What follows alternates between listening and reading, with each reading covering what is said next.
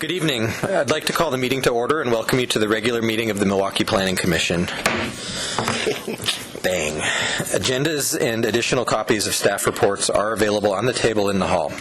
If you have not picked up an agenda, please do so. It contains important information about the process. If you wish to be included in the mailing list for a decision, please add your name and contact information to the sign-up list located on the table in the hallway. If you wish to testify, please also fill out a yellow comment card. We will follow the basic format listed on the back of the agenda. It includes all the hearing procedure steps. We may vary from the process based on the specific circumstances of each hearing. We have no minutes to approve today, so we'll move on. Are there any informational items from staff today? I have one, and that is, this wasn't on your forecast for future meetings, but on July 15th, we're having an open house on Block 3 of the comp plan. So that's coming up, and it's just next week. So that's I don't have it committed to memory. It's at the Public Safety Building from 5:30 to 7:30. Thank you. And Block 3 covers what? 3 areas for our audience? Environmental quality and natural resources, public facilities, and urban design.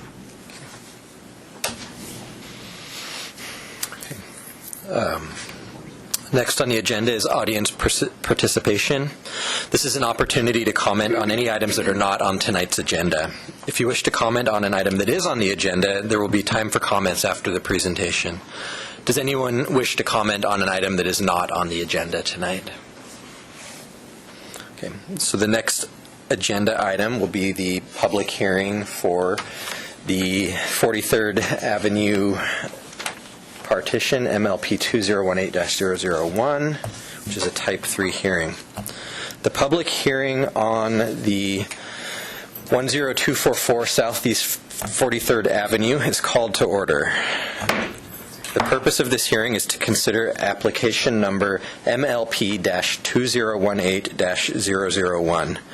The purpose of the application is to request a minor land partition on the property located at 10244 Southeast 43rd Avenue.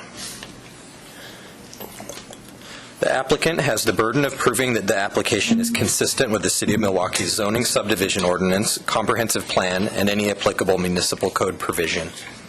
The applicant has the burden of proving that the proposal conforms with all of the city's applicable criteria. I now ask staff to cite the zoning ordinance sections where the criteria can be found. The applicable code sections are Chapter 12.16, Access Management, Chapter 17.12, Application Procedure and Approval Criteria, Chapter 17.16, Application Requirements and Procedures, Chapter 17.20, Preliminary Plat, Chapter 17.28, Design Standards, Chapter 17.32, Improvements, Section 19.301, Low-Density Residential Zones, including the R7, Chapter 19.700, Public Facility Improvements, Section 19.911, Variances, Section 19.1006, Type 3 Review, and Chapter 19.1200, Solar Access Protection. Those are all from the Milwaukie Municipal Code. Thank you. All testimony and evidence must be directed toward the applicable substantive criteria. Failure to address a criterion or raise an issue with sufficient detail to allow the Planning Commission an adequate opportunity to respond to each issue precludes appeal to the City Council based on that issue. Failure to raise constitutional or other issues related to proposed conditions of approval with sufficient detail to allow a response precludes an action for damages in Circuit Court. Any party with standing may appeal the decision of the Planning Commission to the City Council. Persons with standing are those who submit written comments, testify in person, or sign the Planning Commission attendance sign-up sheet in the hallway. I will recognize those persons who have completed the testimony cards and given them to me. When you come to the podium, please state your name and address for the record so they may be entered into the minutes. If you are here to testify, please remember to confine your remarks to the application and the relevant criteria and to avoid repetition and irrelevant information. If additional documents or evidence are provided by any party, the Commission may, if requested, allow a continuance to leave the record open to allow the parties a reasonable opportunity to respond. Any such continuance or extension shall be subject to the limitations of the 120-day rule unless the continuation or extension is requested or agreed to by the applicant. On to conflicts of interest. Does any member of the Planning Commission wish to abstain from this hearing? No. Does any member of the Planning Commission wish to declare an actual or potential conflict of interest? No. And does any member of the Planning Commission wish to report on any ex parte contacts? No. Will any commissioner who has visited the site prior to this hearing please raise their hand? And did any of those commissioners who visited the site speak to anyone at the site or note anything different from what is indicated in the staff report for this application? No. And does any member of the audience wish to challenge the participation of any member of the Planning Commission? And does any member of the audience wish to challenge the jurisdiction of the Planning Commission to hear this matter? Well, let's proceed to the staff report.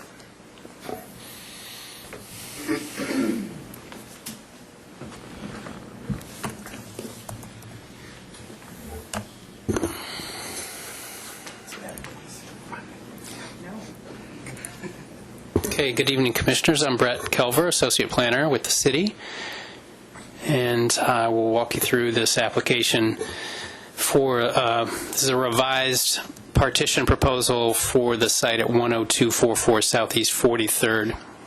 And just a real quick refresh, this is a kind of a close-up view of the site itself. The property, it's zoned R7 with frontage on 43rd Avenue. It's a little bit more backed out view to show you some of the vicinity there, 43rd Avenue, and then kind of just more immediately a zoomed-in view showing some of the properties around there. So a quick recap of background. There was an original proposal that required right-of-way dedication for a potential future connection to White Lake Road. That decision was appealed to the Planning Commission, and you held 2 hearings in February and March of this year to take public testimony on that. And at the conclusion of the second hearing, you expressed some willingness to consider a revised proposal from the applicant that didn't involve right-of-way dedication. And so the applicant has made revisions, has come up with a new plan, and staff worked with the applicant to identify some of the variances that would be needed for that proposal. And so it's that proposal that you're considering tonight. The decision that you make tonight will affect the appeal, and I've got there's a chart in the staff report that kind of shows what happens, and I'll go over that again at the end. So those couple things are all happening this evening. And real quickly, so here is the proposal. Involves, as before, leaving the existing house to remain in place, and instead of having right-of-way dedication along the north with a split in the property to have a second developable lot kind of more or less in effect behind the existing house, instead we'd have a line split, not quite down the middle, but more or less kind of splitting the long way from 43rd property that would retain the existing house on one parcel and have room for a construction of a single-family home or a duplex on the second parcel.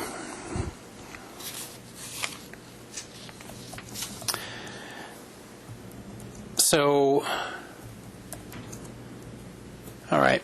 So the variances that staff identified include one fairly simple variance request that's usually all by itself would be handled administratively, and that is the required minimum lot width for the R7 zone is 60 feet, and the width of the property along 43rd is only 116 feet, so that means 2 58-foot wide parcels, so a relatively small administratively approvable variance there. And then the larger variance is the ones that require discretionary review, which they're an added application for, include 3 standards, one to the maximum block perimeter, one to the maximum spacing for intersections, and another one related to providing individual access from a property onto a collector arterial. And specifically, the standards that we're needing to be looked at for a collector street, the maximum block perimeter is 1,800 feet. The maximum intersection spacing is 600 feet. And then there's some provisions, some circumstances under which you can have individual access onto a collector arterial street. So those are the standards, the relevant standards that needed some variance. And the applicant has proposed to address those through the economic hardship criteria. So this is a little bit different than kind of the standards. Usually when you're considering these discretionary variances, they're using the discretionary relief criteria, which have a little bit different state of review. These are focused mostly on confirming that there's no real other alternative to allow economic use of the property without approving the variances, with kind of a similar third point of looking to see if the variance is the minimum necessary. I guess I wanted to clarify one thing, and I have some revised materials to hand out to you, just in conversation with the applicant, trying to make sure we were clear about what improvements would be constructed along the 43rd Avenue frontage.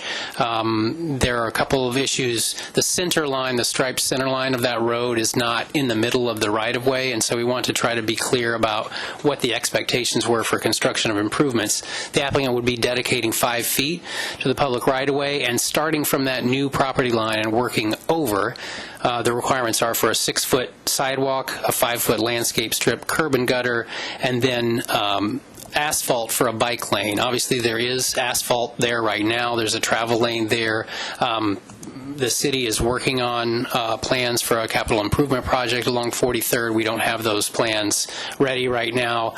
And what the applicant just wanted to try to be clear in our conditions that the expectation is the applicant provides the sidewalk, landscape strip, curb, and then enough asphalt to meet the existing asphalt. They're not responsible for tearing up and rebuilding all of 43rd since it's in good condition right now. So let me just take a quick moment to give you, we've proposed some modifications to the conditions and the findings so that you can adopt those into the record if that's the direction you go.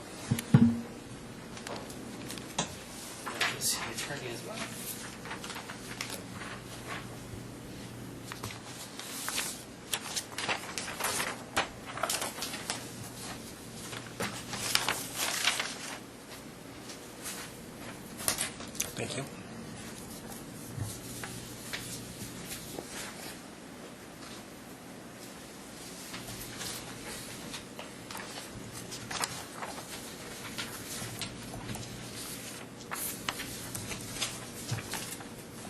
Thank you. Thanks.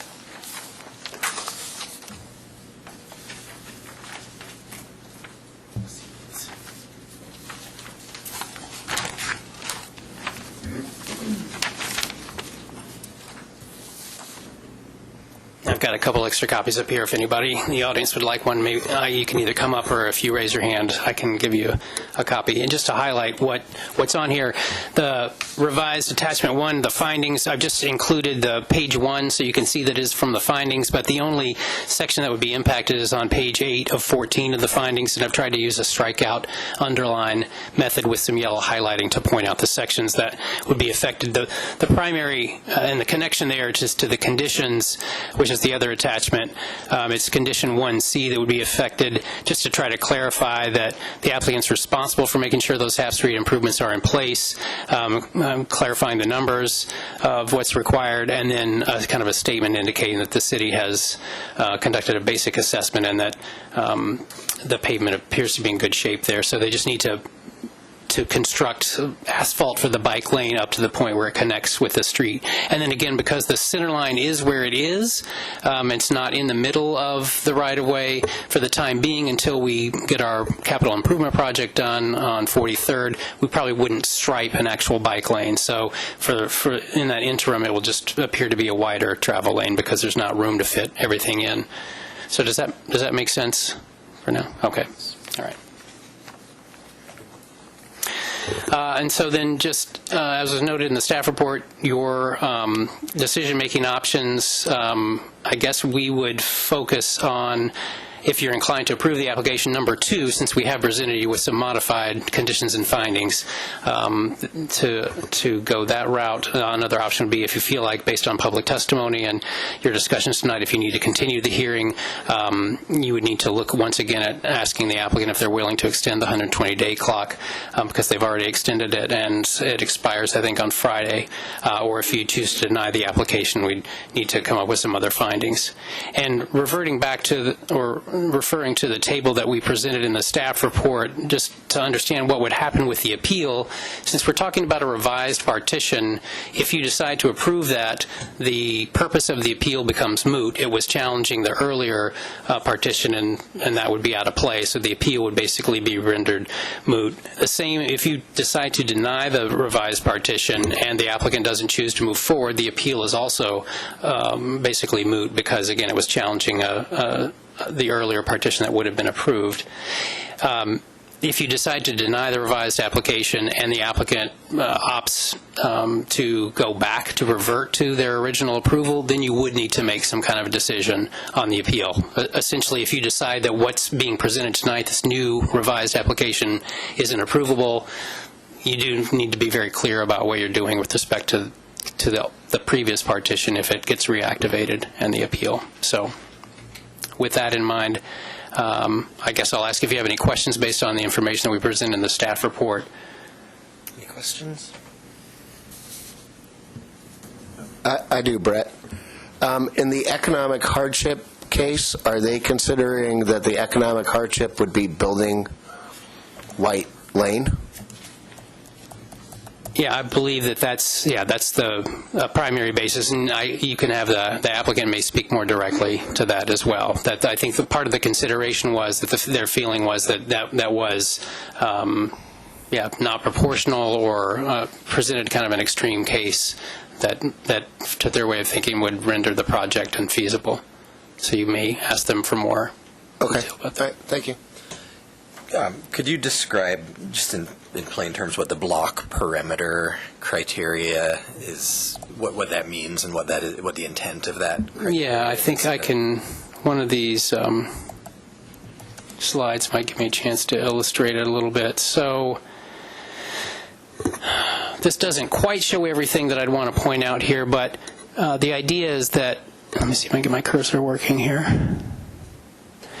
So and I may put Steve on the spot if he doesn't feel like I've given a good explanation of this, because this is a standard that the engineers would deal with more. But the idea is that, in general, with our street pattern, the idea is that for different classifications of street, there's a reasonable amount of distance that a person should be expected to travel, I guess, around the block, or vehicle around the block, and that varies. It's higher for an arterial street. The idea is there's more traffic and whatnot, and it's reasonable to expect people may go a little further. And for local streets, the idea is it's a shorter distance. So in this case, what we're Brad, I think it's partly about walking as well and being able to break up the block pattern. Yes. Yeah. Especially focused on pedestrian travel. So here, I can't quite show you the entire block, but right now the block that we have would be running down 43rd to King. 46th is just off our map here, and then you can come up and around to 45th to Rodessa and back. So right now that block is very large and didn't meet the standard. And then I had another question around the appeal being rendered moot. Is that the legal term for what occurs to the appeal? Is there an action that the Planning Commission needs to take, or does the appellant need to withdraw his appeal? I'm just trying to understand what that means. Yeah, I didn't run that term by the city attorney to know if it's legally correct. And maybe you can help me out with this, Justin. Could you repeat the question? Just in our decision-making options, if we were to approve the revised application today, Brett had stated it would render the appeal moot, and I'm just trying to understand what that means for an action the Planning Commission might need to take, or the appellant might need to take, or if it is sort of a default course, a default outcome of this that doesn't require anyone to take any actions. I think we kind of have been referring to it as a default action. The reason for the appeal would become non-existent. Okay. So by the action of approving the new revised application. So an appeal is tied to the application as it was presented, and this is such a different that it is moot. We're running on the 120-day clock for the partition, right? So it's all based on the partition. Yeah, the 120-day clock has been extended, but it was for the MLP 2018. Right. Yeah. So it's still it's just one application, and so we can only take one action. Yeah, so I guess we weren't thinking that if you approve the revised application that there's a need to write findings denying the appeal, because the appeal was focused on a whole other proposal. Okay. Correct. Yeah. Any other questions? Have we received any correspondence on this matter other than those items that were included in the meeting packet? No. In that case, we'll move on to the comments from the applicant or their representative.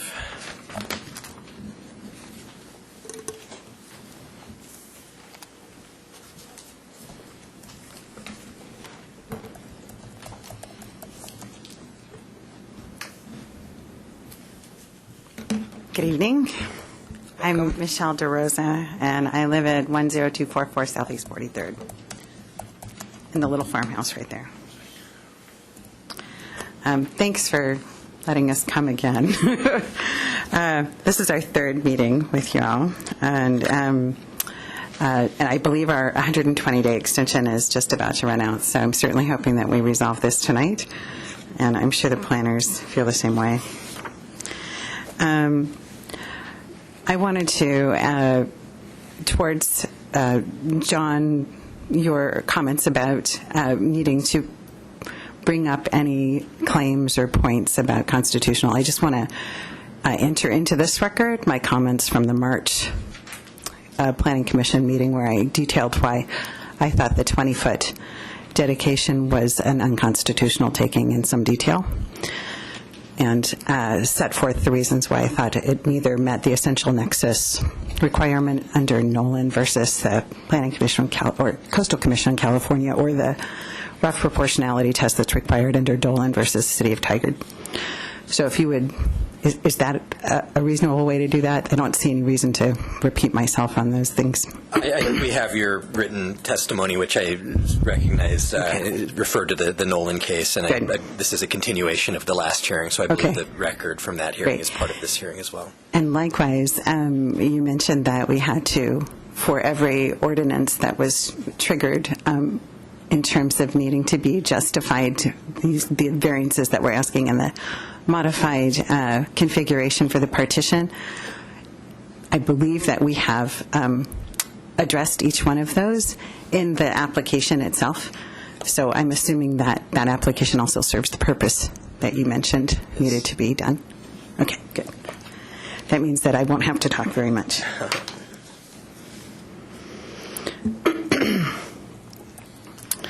So I wanted to bring up some general points for you to consider in our request for you to grant the variances that we have brought before you, and to approve of the modified partition configuration.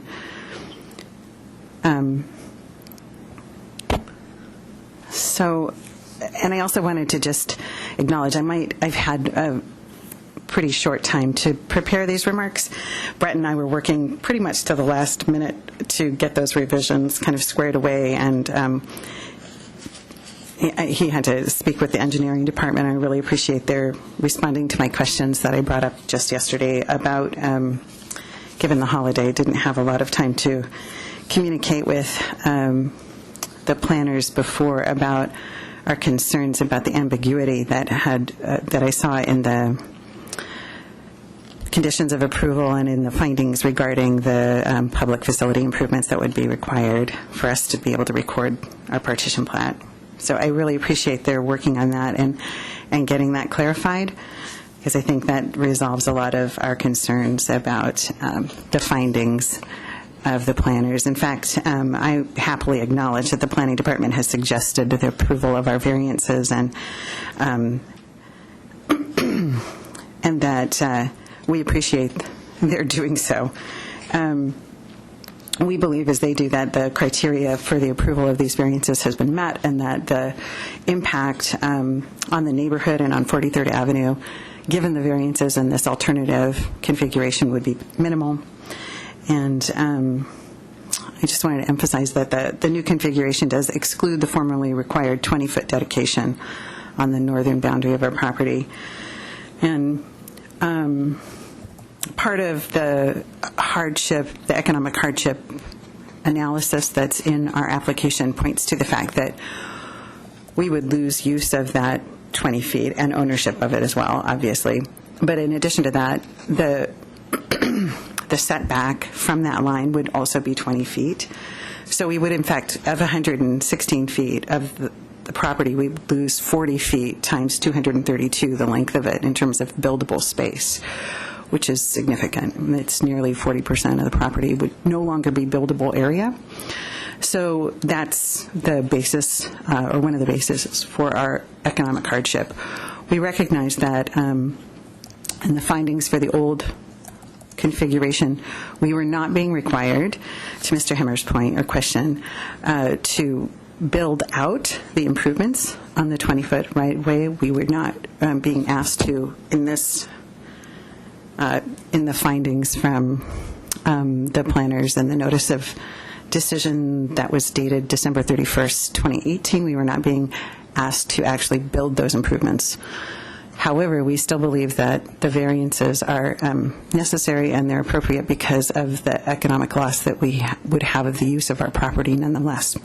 So not just the 20, with the 20-foot dedication and the 5-foot dedication across the front, where over 20% of the land would be actually taken from us. We wouldn't own it anymore, and we actually lose use of nearly 45% of our property, which is significant in terms of buildable area.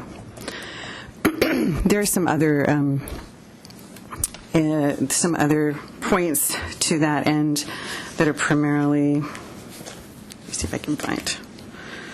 I think it's on of our application. Let me find the site for you.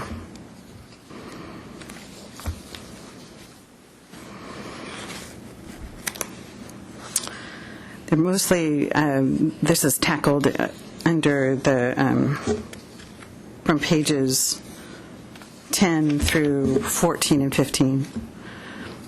That discusses the variances and the reasons that they should be approved under this rubric of an economic hardship. I also wanted to just point to some general concepts that should guide your decision tonight in the municipal code. The stated purpose in the Milwaukie Municipal Code, Chapter 19, 708, the transportation facility requirements, includes concepts of flexibility and accommodating existing conditions. Quote, the city recognizes the importance of balancing the need for improved transportation facilities with the need to ensure that required improvements are fair and proportional.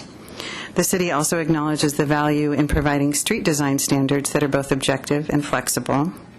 Objective standards allow for consistency of design and provide some measure of certainty for developers and property owners. Flexibility, on the other hand, gives the city the ability to design streets that are safe and that respond to existing streets and development conditions in a way that preserves neighborhood character.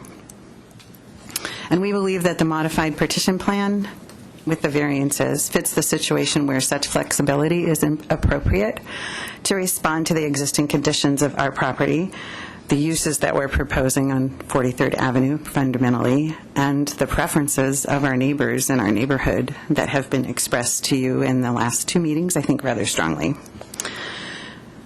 Secondly, we feel like approving the variances we're requesting means approval of the continued use of an existing access. So one of our variances has to do with access ways. Actually, most of them, except for the block perimeter, they all have to do with access way. One being that on a collector road, there is no direct access way that is conforming. In other words, you're not supposed to be able to go directly from your house onto a collector road. Every single house on 43rd, except I think every single one has a driveway onto 43rd, including us. So our partition does not change what has been there for a very, very long time. And although our land division application provides the city an opportunity to evaluate the access location and the exact road improvements that are existing there, the fact is that the existing access is part of the baseline for your determination. And whether this application is approved or not, our driveway location will remain. And the difference in impact to 43rd Avenue and access to it is only de minimis. A de minimis number of vehicle trips from the proposed new homes, a duplex and an ADU at most. So the roadway improvement requirements should reflect that de minimis impact. And because the demonstrable impact, the partition, is no different than the original configuration of the parcels, we're also happy that the revisions have been made to the conditions of approval for the facility improvements to reflect that.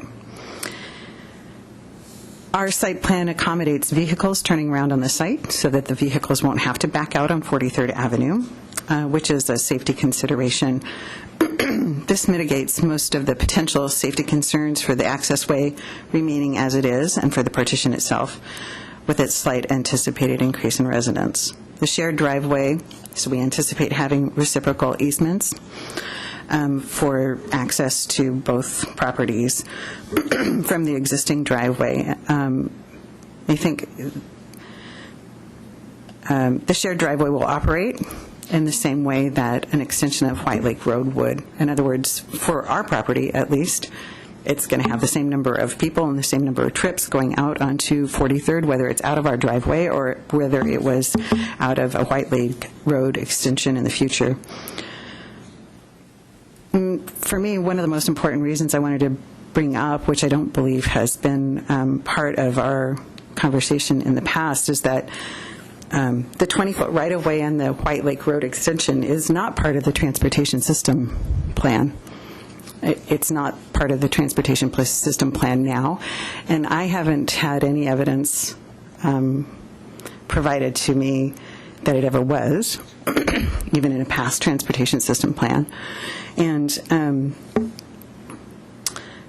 the Chapter 19708, its purpose language indicates that the city's street design standards are supposed to be based on the street classification system and what is described in the TSP. So the fact that this is missing is significant. In other words, I don't believe that the overarching goal that we've heard about of connectivity, one, increases any connectivity for my property. It might create some connectivity for walking for the neighbors behind us, but that doesn't have any relationship to the impact of our proposed partition or our proposed use of the or development of the property. Impact is not mitigated by that. We can get out of our driveway, so we don't have a connectivity problem to 43rd. And it's not on the transportation plan.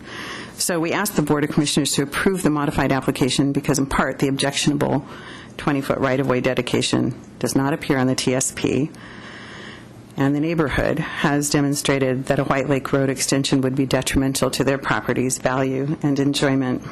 We argue, then, that the 20-foot right-of-way dedication is not a viable alternative for our proposed variances and to our proposed variances in this reconfigured partition.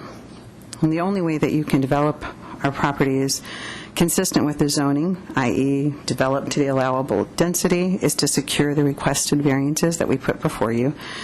And without approval of these variances and this new configuration for the partition, we will be burdened with economic hardship from not only the loss of land to a future project of the city's without just compensation, but also a loss of significant amounts of buildable area because of the setbacks that I mentioned earlier, the 20-foot setbacks clear along that 232-foot boundary that would be created.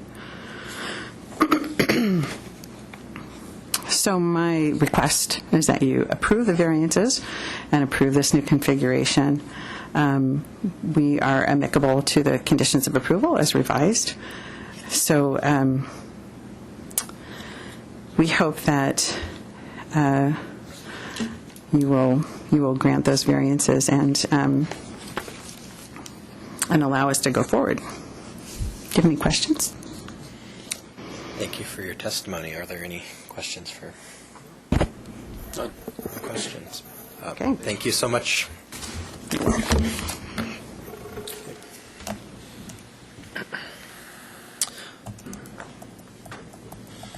So next, I will be taking public testimony. I have the yellow comment cards from the folks who filled one out and wish to testify. And if anyone's here to testify and hasn't presented me with a yellow comment card, please do so.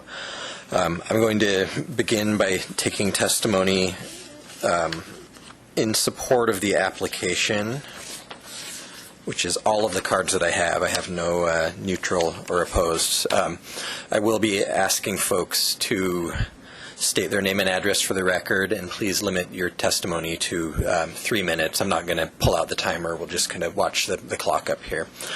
So first I have Ellen Kampfer? Ellen Campos.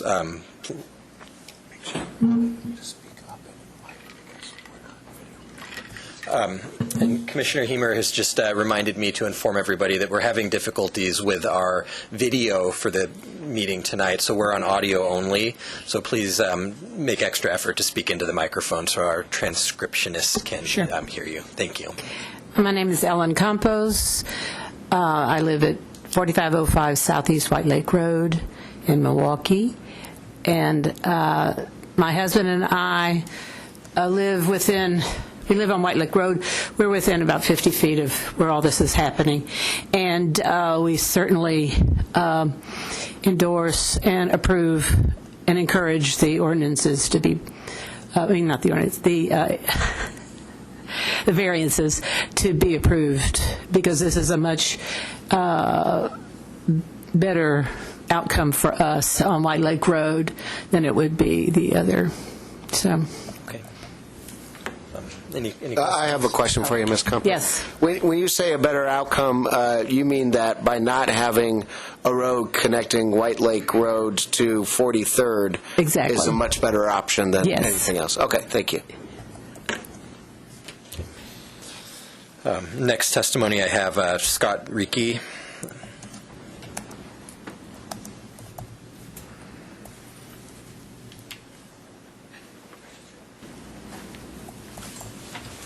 Good evening. My name is Scott Rieke. I'm a longtime resident on White Lake Road, 40 years here in Milwaukie, 28 on White Lake Road. And I support the new variances by Michelle DeRosa and what they have proposed. I hope it's accepted. And I don't believe the connectivity that the city feels is what we need there. So, thank you. Thank you. Any questions? Thank you. Next, I have Dan Barrick, our appellant. Please state your name and address for the record, please. My name is Dan Barella. I live at 10194 Southeast 43rd Avenue. And I just want a little more elaboration of the muting my appeal. So, I mean, you took part of their property, and then you still require them to donate more or give more of their property in front. So how does that affect me? I mean, shouldn't you give their property back to them? And is this something that I should be worried about in future? I mean, is the White Lake Road continuance done? No more? It exists no more? That the option to continue the White Lake Road extension as per your appeal is still in front of this commission tonight, and so we'll be deliberating and making a decision on whether to approve the revised application, which does not include any modifications abutting your property. Okay. So we'll have to hear the rest of the testimony and deliberate and come to a decision on that. But if we were to approve the revised application, there's no modifications to the northern property of the DeRosa's property line, or which would be your southern property line. So my take on this is that you are you can be satisfied to be rendered moot. I mean, that's not my position necessarily to advise you on that. We're here to hear your testimony, but that is my understanding of what's in front of you. So. If this revision does not pass, the city still has an option of purchasing the right-of-way. So there is always that option somewhere along in the line of the future. Okay.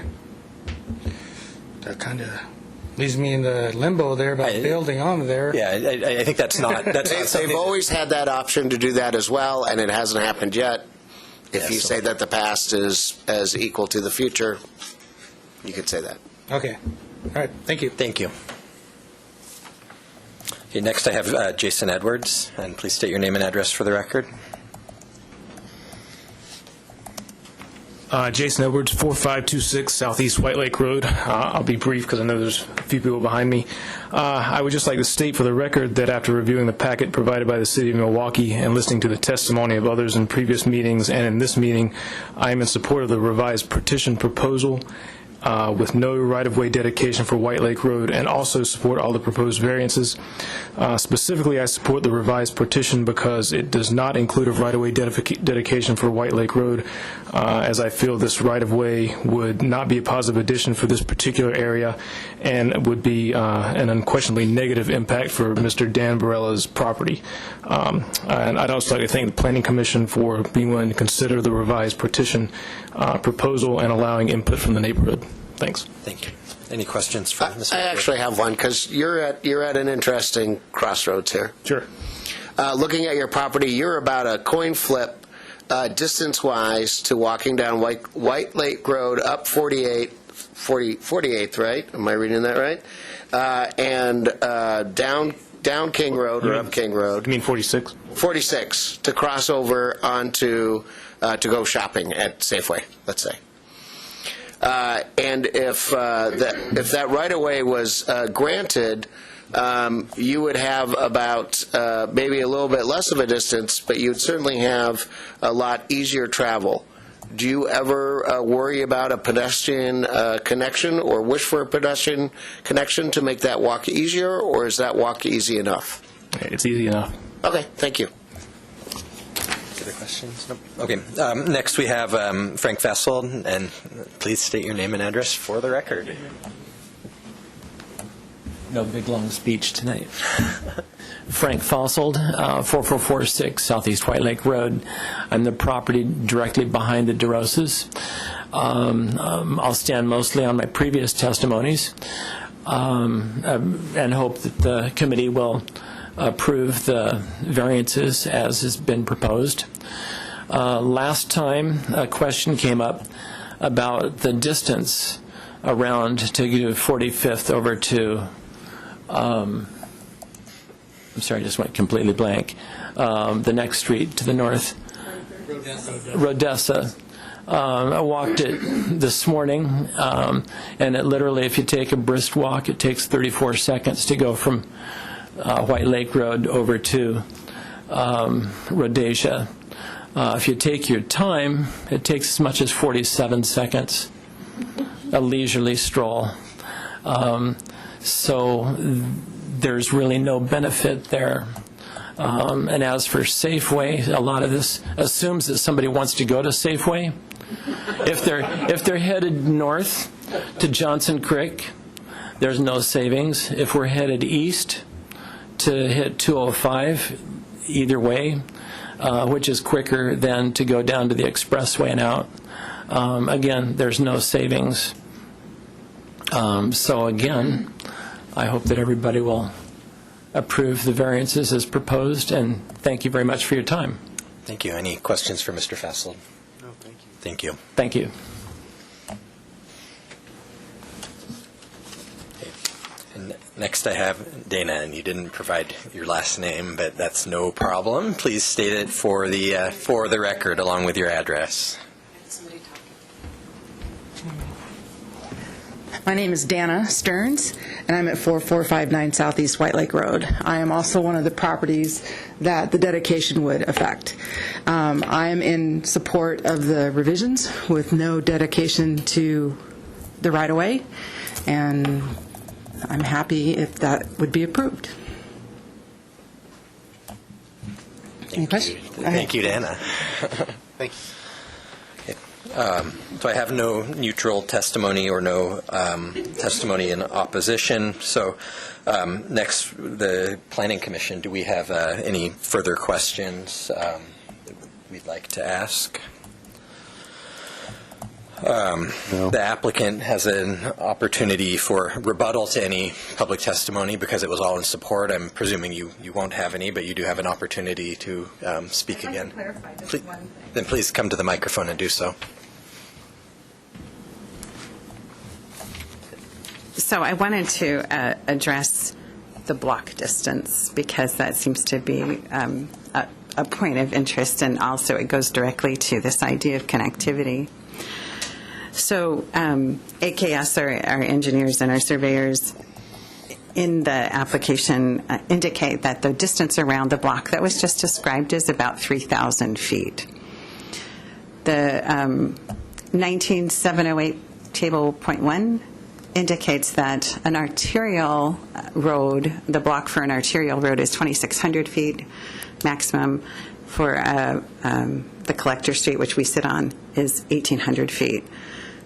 But because the block includes an arterial road, we consider that higher maximum to be applicable. I mean, if you have a block and it features multiple kinds of roads, you have to pick one of them. So we're only 400 feet over that 3,000 is only 400 feet over a 2,600 maximum block for a block that includes an arterial road, which is king. And if you split it,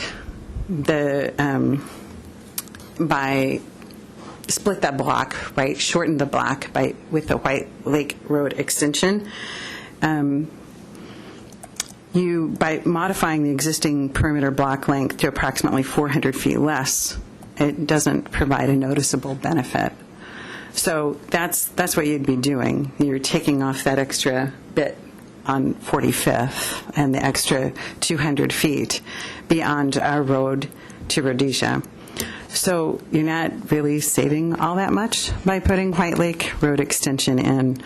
And I also wanted to point out something that we had not brought up before, which is that also goes to why I think you ought to approve these variances, is if White Lake Road were actually extended itself, it would require a variance because it would end up 215 feet from Rhodesia, and the maximum or the minimum, I always confuse these, the spacing should be 300 feet, so it would be inside that 300 feet.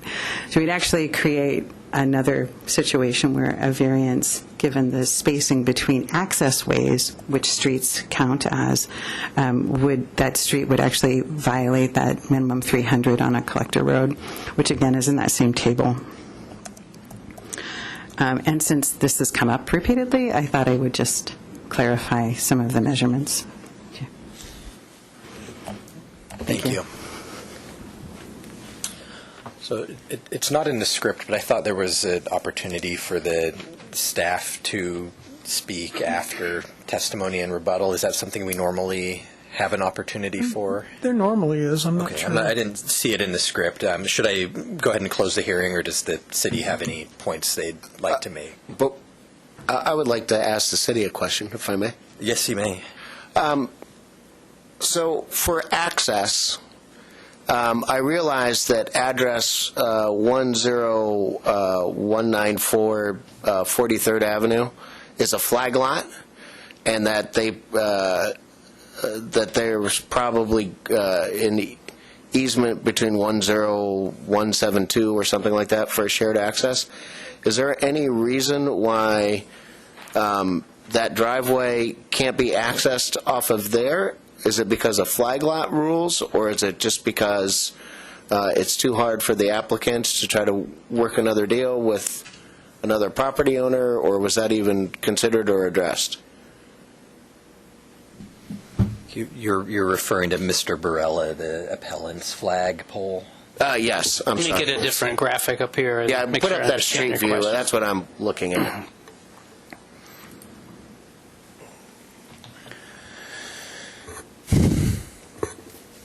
So is your question about this existing Right. driveway? If you already have all this concrete that's already there, and the applicant is proposing to put in quite a bit more, the question is that why can't the access be done off of the flag lot or the 10194 address? Well, I think the applicant has the option of getting shared access from wherever they can manage it. So I think an accurate answer to your question is they certainly could try to get a shared access easement with Mr. Burrell on this property. It does seem like it's obviously a lot easier for them to do that since they're in control of the existing property that's going to be partitioned. It's very easy to just make that arrangement for themselves and not have to burden Mr. Burrell with that easement or... But if you were to access that easement, would you have to do all those frontage improvements? Yes. I think the requirement for frontage improvements relates... It's just required because of... to the impacts from the new creation of a new lot, right. All right. All right, thank you. Thank you.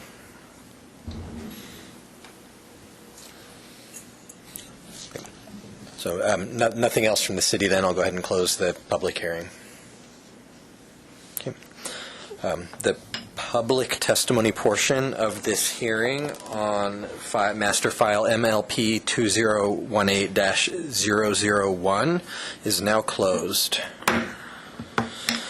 Is the commission ready for discussion?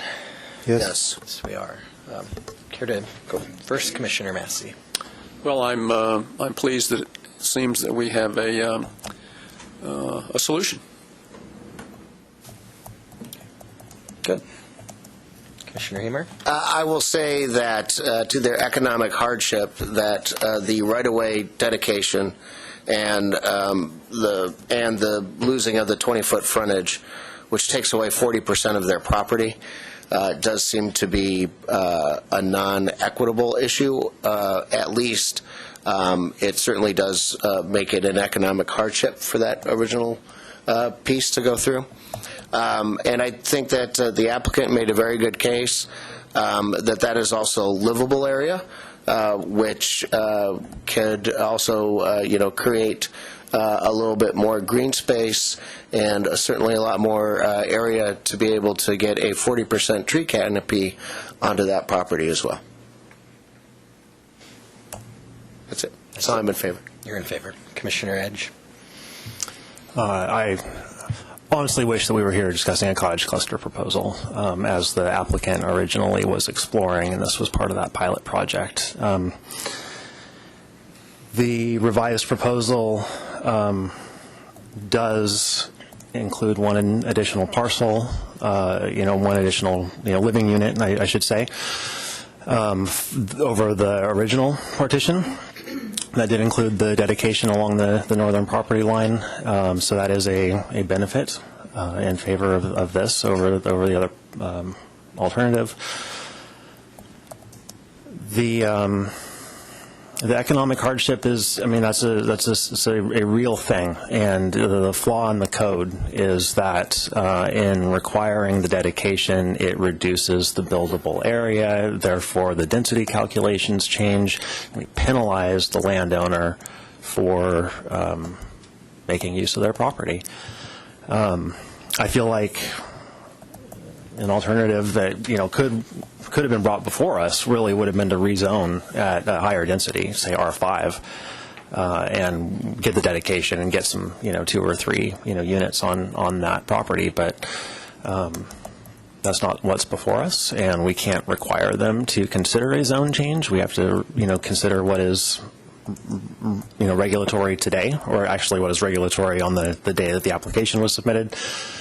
And that means that this is probably this does meet the criteria for the variances, in my opinion, due to the economic hardship of losing an entire dwelling unit of density under the maximum density by requiring that dedication. I think the city really, when they came back to us at the second hearing and showed their work, that went into the calculation of the right-of-way dedication that they were going to require. I think it's justifiable. I think they did what they were supposed to do. I would approve that today if that's what was before us, but the revised proposal is what we're considering, and the criteria, I believe, are addressed under the economic hardship fork of the criteria, and so I'm inclined to approve. Thank you. Hey, Commissioner Edge, maybe once the ADU rules kind of get fleshed out a little bit, maybe they still have room to put a couple of ADUs on there, too. I agree. Commissioner Argo?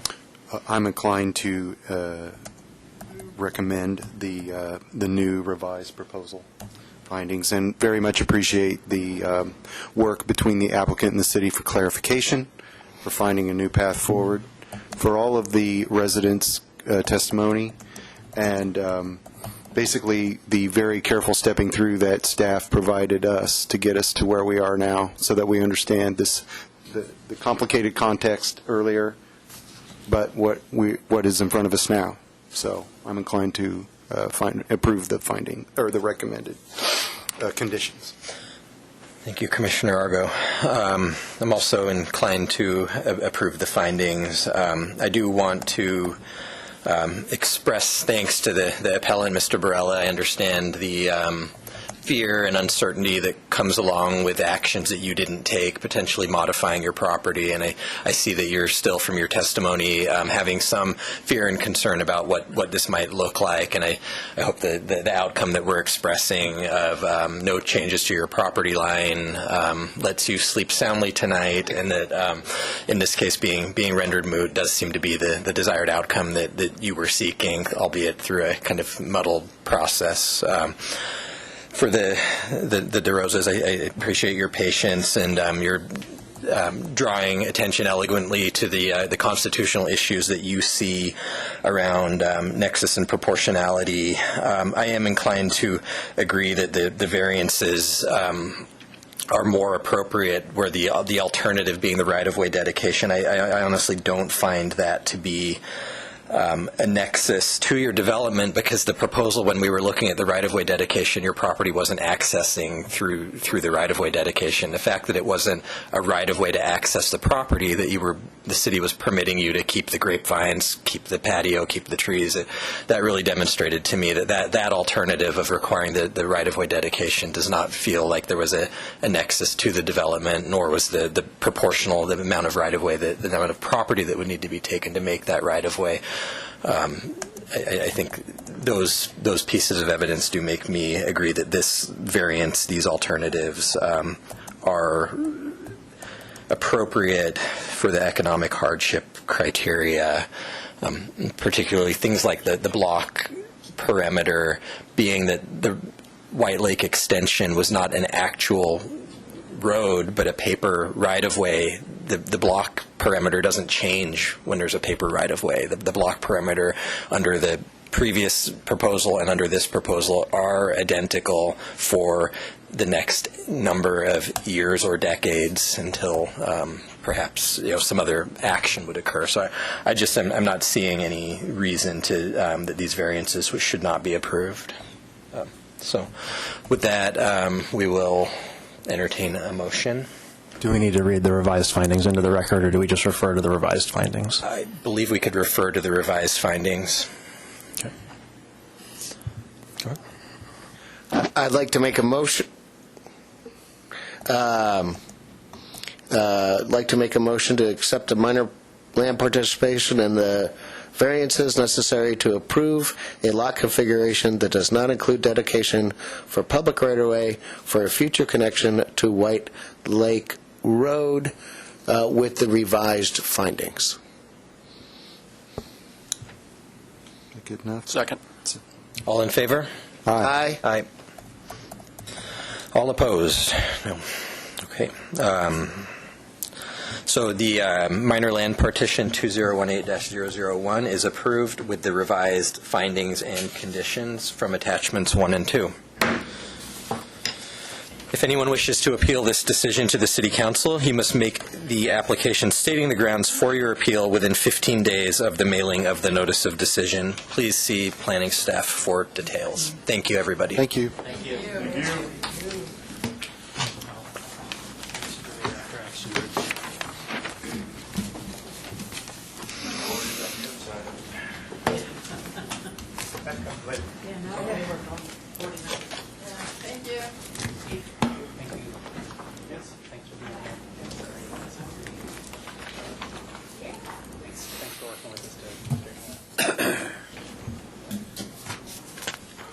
And next, we have a public hearing, which I believe is a type 4 hearing. If someone wanted to confirm that before. 5.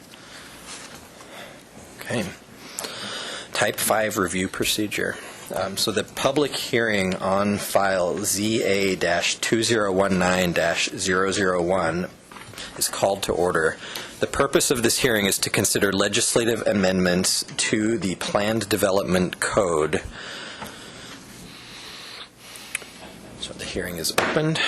I will recognize those persons who have completed the testimony cards and given them to me. When you come to the podium, please state your name and address for the record so they may be entered into the minutes. If you are here to testify, please remember to confine your remarks to the application and the relevant criteria and to avoid repetition and irrelevant information. Maybe that should apply to me, too. Does any member of the Planning Commission wish to declare an actual or potential conflict of interest? No. No. Does any member of the Planning Commission wish to abstain? No. No. Let us proceed to the staff report.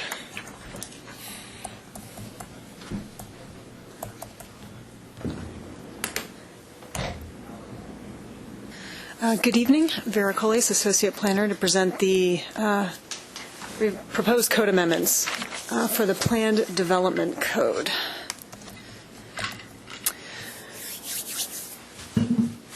Discussions and meetings about the proposed Hillside Master Plan project on 32nd Avenue, which would be reviewed as a planned development zone, has revealed gaps in the code that are a barrier to larger phased developments.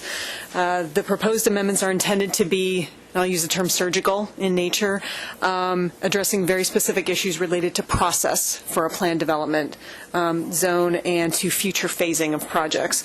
The proposed code amendments clarify the review and approval process and allow for the phasing of a development if required.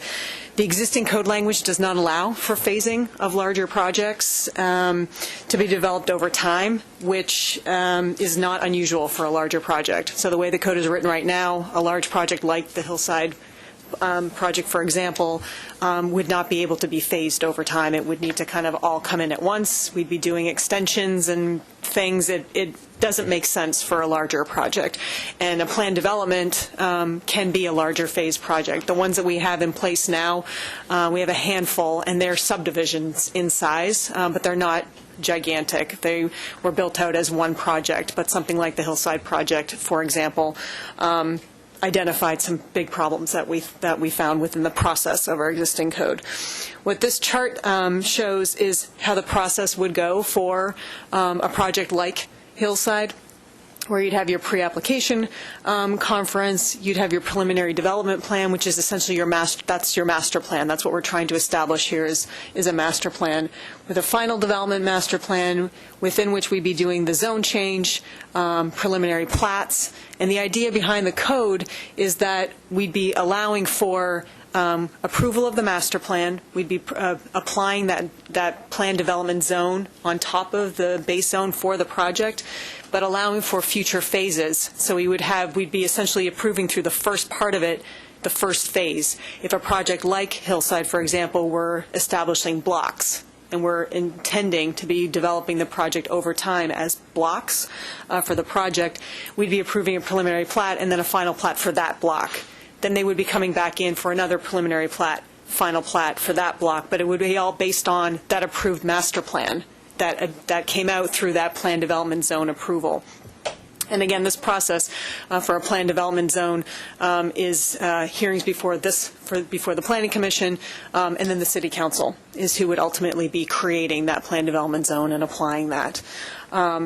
What we're not doing is changing any of the design requirements, the density, any of those things as part of the plan development zone. It really was intended to be able to fix the process piece of it, to provide for that additional time for a larger project to be able to be built, but still with that approved master plan that was initially created and approved through that initial PD zone to be sort of that master planning document.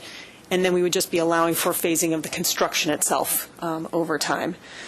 When we originally posted the draft amendments, we've been to the City Council for a work session, and we made a couple of revisions in that time, but those revisions are reflected in your packet. We extended the time frame from 7 years to 10 years for the overall development of the full project.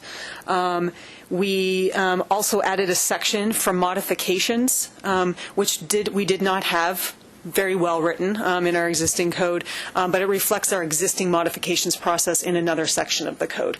So what that would allow for is a process by which, if a future phase, let's say phase 5, modifications were proposed at that point, there's a process by which we would go through to modify that phase. But there's still a process. It's not automatic. We would still be kind of going through a modification process for a future phase. So we're trying to account for a long-term development, either hillside or any other plan development. It's not uncommon for a large development to be phased, and we wanted to make sure that the process would work for something like that.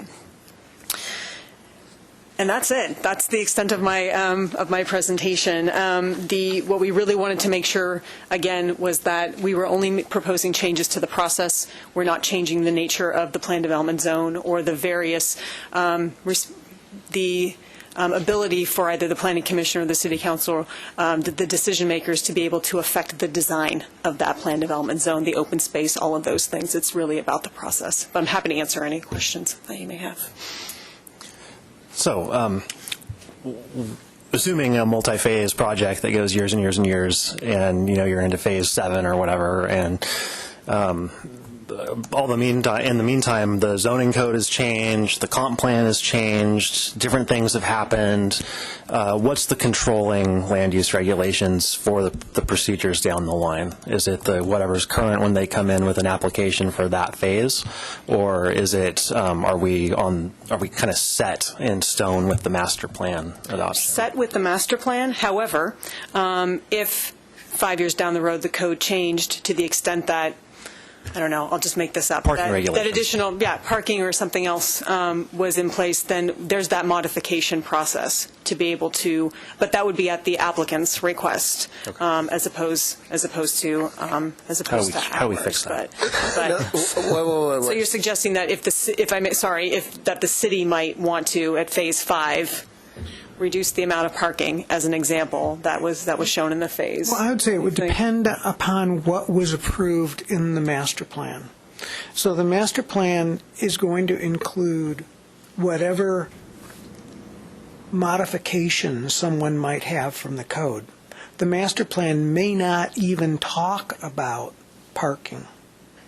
Okay, so in that sense, I would argue, I think, that if the parking requirements change somewhere along the way, we would apply those parking requirements to the phase that's being developed. Yeah. And that's what I want to make sure happens, is that, I know there's going to be some overarching goals. We're going to be looking for a certain number of units, a certain amount of density, a certain, and I assumed that because parking is such a popular thing to get excited about, that we would want to, or that somebody would want to set that in stone at that early phase, that we're absolutely going to have this parking ratio. Now, if they did do that with their master plan, and then they specified something about parking, and then we changed our parking requirements, they're going with what was approved in the master plan. Right. Yeah.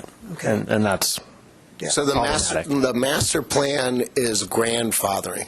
It is what we've approved for the site for that 10-year time frame. And if the master plan is silent about something, I would say that whatever the code would apply for that particular phase. But hold on. But you said, yeah. So a PD development phase can only last for 10 years. I'm sure they No, can get what an we're extension. saying is, after 10 years, it's on the everything's on the table again. They have to do a new master plan. Yeah, yeah. Okay. Which- So it's not which may include grandfathered in which may forever, it's only grandfathered in for 10 years. Right. So as long as there isn't like this indefinite ability to keep extending the approval of the master plan. Yeah, they could come back for extensions, but you wouldn't have to But grant them. You could subject say to the code's changed. code you need to- change. You need to Okay. adapt. That's right. Okay. So it's a lot like doing a master plan for a park. Well, we probably will do a process for a park that's, actually, we need to go back in and change the code even more. We were trying to, I would say somewhere in the next 5-10 years, we might be 3 years, 2 years, Sooner than- change the section more. We were trying to get something in place that Hillside could use, because they're going to come in with a zone change and a plan development to fix their proposal. So why didn't these issues get brought up at the last plan development, after the last plan development? This is different. There wasn't phasing with the last plan development. But they Phasing could is what have. phasing. I mean, is they driving. came in with a master plan, doesn't mean that they had to build it all at once. They weren't asking for phasing. Hillside's specifically asking for phasing. They want to have a series of blocks and have the blocks develop at different times without having to rebuild the entire street system. So they will. So clarify for me. If I currently, without these rule changes, if I get approved of a PD, I have to build my road system, but not necessarily have to build my units? Or can I build a section of my road and put my units in there, wait for those units to sell, then build another section of road, even though that is cost prohibitive? On a subdivision today, whatever land is subdivided, we require that all the improvements be put in for that subdivision. Okay. So what we're they trying to would do not- is... They're looking for certainty about what they can do on this site, for the whole site. Right. But they want to subdivide. Right, they don't want to piece by spend all the piece. money up Yeah. front on developing the roads and not being able to produce units. Right. In determining the final plat is something that's not being done up front in this case, whereas the one we looked at on Rusk Road, they had the final plat and the final road map. Right, well, the idea is that because of funding issues, it's easier for them to build a mile of road, a mile of sewer system, and a mile of connections than it is to do 5 miles first and build out all the roads and make all those connections. That's what this phasing means, right? No. They won't put in any sewer, water, anything like that? No. They have thought very carefully, and you'll see this when it finally comes to you, or they have thought very carefully about the phasing so that they can keep most of the residents in place, create one developable lot block. And I think what they're thinking about is the first block, they're selling it. And then using that capital, using that money to develop the next couple of blocks. So that was my next question. Is this all contingent to one owner? So what happens? Well, initially, no. They will. But if I do a plan development and I say phases, can I sell phase 3? Yep. Yeah. To a totally different owner and let somebody else It's still build bound by that the phase? master plan. Right. It's still bound by the master plan. Still bound by the master plan, but okay. So if there's density requirements, parking ratios, stormwater, whatever, applied to a certain block as part of the master plan, and I buy that block to develop it, I have to adhere to those requirements. from the Before I can master buy plan. that block, the improvements need to be put in. The county housing authority is going to be the developer. Well, I understand that. Let's just take the county out of it. Let's just say if it's a private. The property owner is called. The property owner. So I could take a large swath of land if I owned it, and I could basically plot it out, ask for a PD, and then sell off my You could sell off blocks. I could sell off blocks. Well, depending on, it would be, yeah, sure. Okay, all right. I just want to make sure that I kind of really grab this concept. Not to put too fine a point on it, but the difference, the issue, though, is that in order to be able to sell things, you have a final plat, because that creates Right. No, I get it. right? I get it. Right, just like the old days. Well, and it's like any subdivision. In order to be able to sell, the individual lots, you have to have a final plat recorded. In order to get the final plat, you have to build the public improvements. Right, but at this that is point, saying- you can sell. I mean, in that way, this isn't that different, because at that point, it's ready to go, and a builder can come in and build out 5 of the lots or a portion of it, but it's to whatever the approval was. Right, but you So, still don't have to in build this- all the public improvements first. No, you do. You can't finalize the plat until the improvements are in place. So there's no lots to sell. But you could sell a phase. Like a large unplatted lot without improvements. Right. Then in that case, the planned development is an option for the new landowner, or they could... No, it would fix it. They would still only be able to build according to that master plan until they'd come in and change the master plan. Because they're creating the lots, and to create the lots, you have to fix them through the final plat, and by doing that, you have to create the public improvements. So Phase 1 will have the public improvements, because that's creating that block, which is creating the lots, right? So, yeah. And then, and the property owner determines the size of the phase. That's however, when the master plan comes in, or when the PD application comes in, we're requiring a phasing plan as part of that. So when it's approved, the phasing plan is part of it. Oh, so they may say, it's 1 mile here, but Phase 2 is 3 miles over here. Yeah, I mean, that's sort of how they lay that out. Think blocks in this, and we don't have anything of the scale you're talking about there with miles, but this development and the other, there might be a couple other parcels close to the city that could develop like this as a land development. But this one's a good example, because they're going to develop, let's say, 8 blocks altogether. There'll be maybe 8 to 10 different large parcel blocks that are created. Each block would probably could be divided into more lots, but the fact of creating the street system, which is going to be a public street, create a different lot for each block when they subdivide this. Right. Okay, and initially they want to keep most of the housing that's there in place while they create the first block to minimize displacement and to be able to transfer people into the new housing as they build it. No, I get the logic of it. So, but each new block needs to have its perimeter streets constructed before it could be either developed or sold to someone else.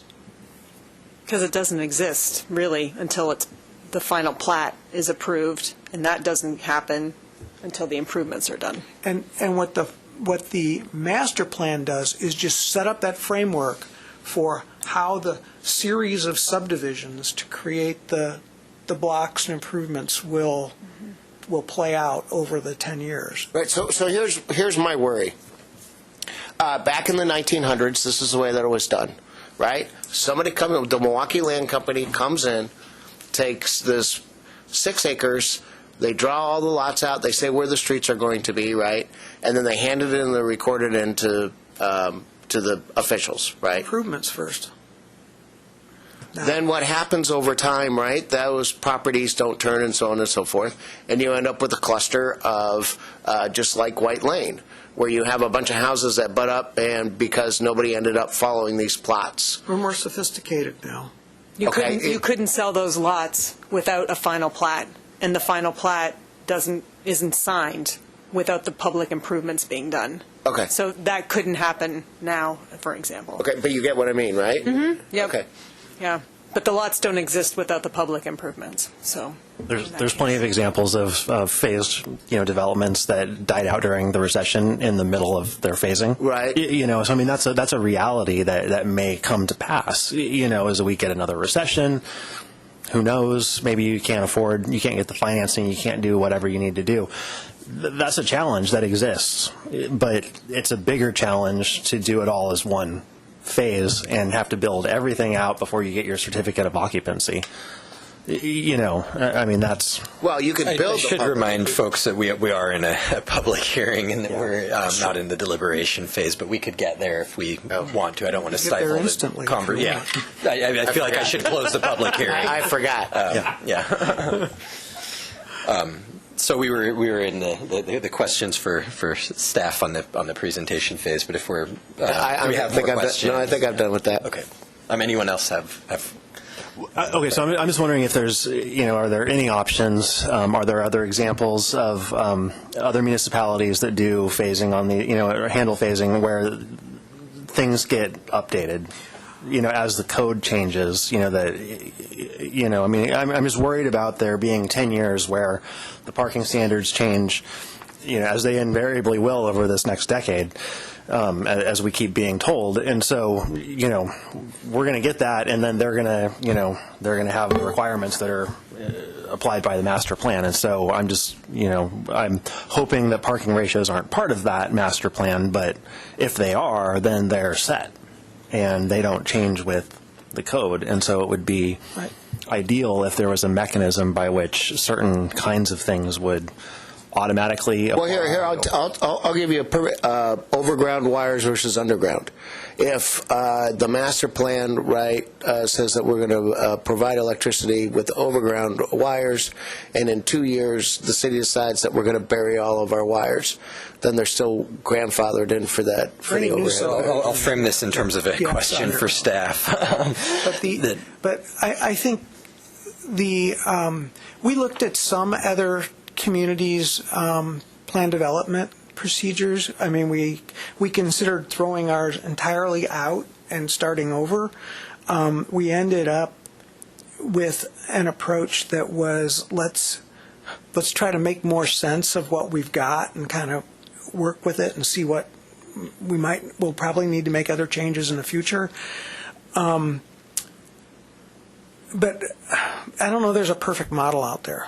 And where we landed was let's make the least amount of changes that we think we can live with to move this forward, and that's where we ended up. And in terms of the parking issue, I expect that the preliminary plan will discuss parking.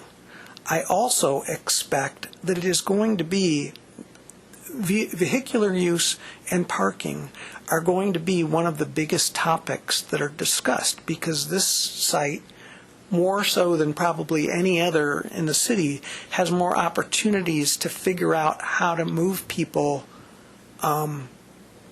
in ways other than the single family, than a single car, single occupancy vehicle. So that's going to be part of the discussion. These guys, there's 2 steps, actually 3 steps, that column with the 3 boxes there in the middle of that chart. There's 3 things that they will need to do for development. They will need to get a zone, the middle one is a zone change, comp plan amendment to bump their density. Their conceptual master plan is for more units than they can get under the base zoning. We're separating that zone change out from the plan development. The zone change is a zone change. It's going to dictate how many units they can put on that property, what kind of uses they can put on that property. The plan development is how they build that out. And it gives them the flexibility to change our development standards, and it gives the city, planning commission, and council the ability to put some conditions on that to make it work better. So the act of so those will come forward together, but they're actually going to be 2 separate decisions. And then the final one is the preliminary plat. The first preliminary plat could be packaged with all of that and come forward to see what that first phase is going to be. Or it could come separate. We've shown this chart to have it packaged as part of that initial decision, because I think they want to move forward. And then the final plat, as you can see from that chart, that's just a staff administrative approval to say, yes, you're building out what you've shown as your preliminary plat. And that's the way we normally do a subdivision final plat. The only council decision here really is the zone change and the final master plan. So I guess it would be ideal if we could decouple certain standards or classes of standards or whatever from the master plan. Like if the master plan is high level is high level enough. Mm-hmm. And you limit it to just the high-level concepts, and you don't get into certain specific things that people are going to be really excited about when this is coming up for hearings. As where are you going to put all the cars? And so. I think that if you can decouple, and obviously parking is, one to get really excited about, but there's others, there's plenty of other standards, sidewalk widths and, all kinds of stuff. And so, bike parking standards, there's all kinds of stuff that I'm going to go ahead and close the public testimony portion of the hearing. I'm sorry, I'm still questioning staff, but. Okay, I want to have space for deliberation. And I'm asking the question my apologies. Is this possible? Is this a tool that's available to us? Is this something that staff has considered? Before we get into deliberating, what are we going to recommend? I want to know kind of. Well, then just a point of order is oftentimes during deliberation we are able to have a back and forth with staff, and I just would like to close the public record portion of this just to stick to the books and maybe have a more flexible and informal conversation. Yeah, I have no objection to that. Does that feel like the right thing to do? I don't think it makes a lot of difference tonight, since there's nobody else that wants to speak. I guess I'm power mad with the gavel tonight, but I also don't want to get this off script to such a level that it wouldn't be appropriate for the administrative side of what we're trying to do. We're happy to answer any questions you might have during your deliberation. That just feels appropriate to me. And so I will just confirm that we have not received any correspondence on this matter other than those included in the meeting packet. I will take staff's silence as an affirmation that there are no other correspondences on the matter. I'm going to skip reading about testimony because we have no one here to testify. We are moving into no rebuttals. The public testimony portion of this hearing on file. That's true. Yeah. Someone help me. Where'd it go? ZA-2019-001. ZA-2019-001 is now closed. Now we can discuss, and I thank you for bearing with me. Chair Burns, I would like to see Commissioner Edge and Planning Director Egner continue their conversation because I think that is actually a very prudent point that he's bringing forward. I think that would be appropriate, and I'll sit back. Thanks. It helps us understand. Well, thank you. So I'm just trying to explore if there's if there are mechanisms, if there are examples, if there's a way to make sure that we can constrain the master plan to certain types of just to be general enough that we're not getting shoehorned into a set of standards that should evolve over time. Yeah. Vera just mentioned to me that when we go through the master plan process, there will be conditions of approval that you are placing on it. If there are certain areas or certain things they're concerned about, you can build in conditions to revisit certain things at certain points of time. See, I don't even like that because what happens is that we don't know what those things are yet. Just using parking because it's a hot button issue. Right. It could be anything. It could be solar. It could be anything. Right. I mean, it could be anything. And so, you're right. If you give somebody a 10-year grandfather clause, and some of those standards change in 5 years, then they're still grandfathered into those clauses for 5 years. We're able to put conditions on approval of the plan development that could include things like if parking standards are more stringent down the road. Yeah, but that's not fair. So you're going to come up with every idea? And that's what you're trying to avoid, is that you're trying to avoid So it's like, you could say maybe solar access is going to end up being required because the state eliminates Bonneville Dam. It could be something like tree canopy is changed from 40% to 50%. It could be something, it could be almost anything. A star is developed in a box and we don't have any real energy needs anymore. I mean, it could be anything. And so instead of trying to look through our crystal ball and make these little conditions, and I would hate to put a condition onto a parking thing where it's because it's being talked about, and then all of a sudden it's no longer being talked about and it's all decided. From what I heard from Denny is it's only if the master plan specifically speaks to an item does it get grandfathered in, and if it's silent, then the standards that are in place at the time would apply.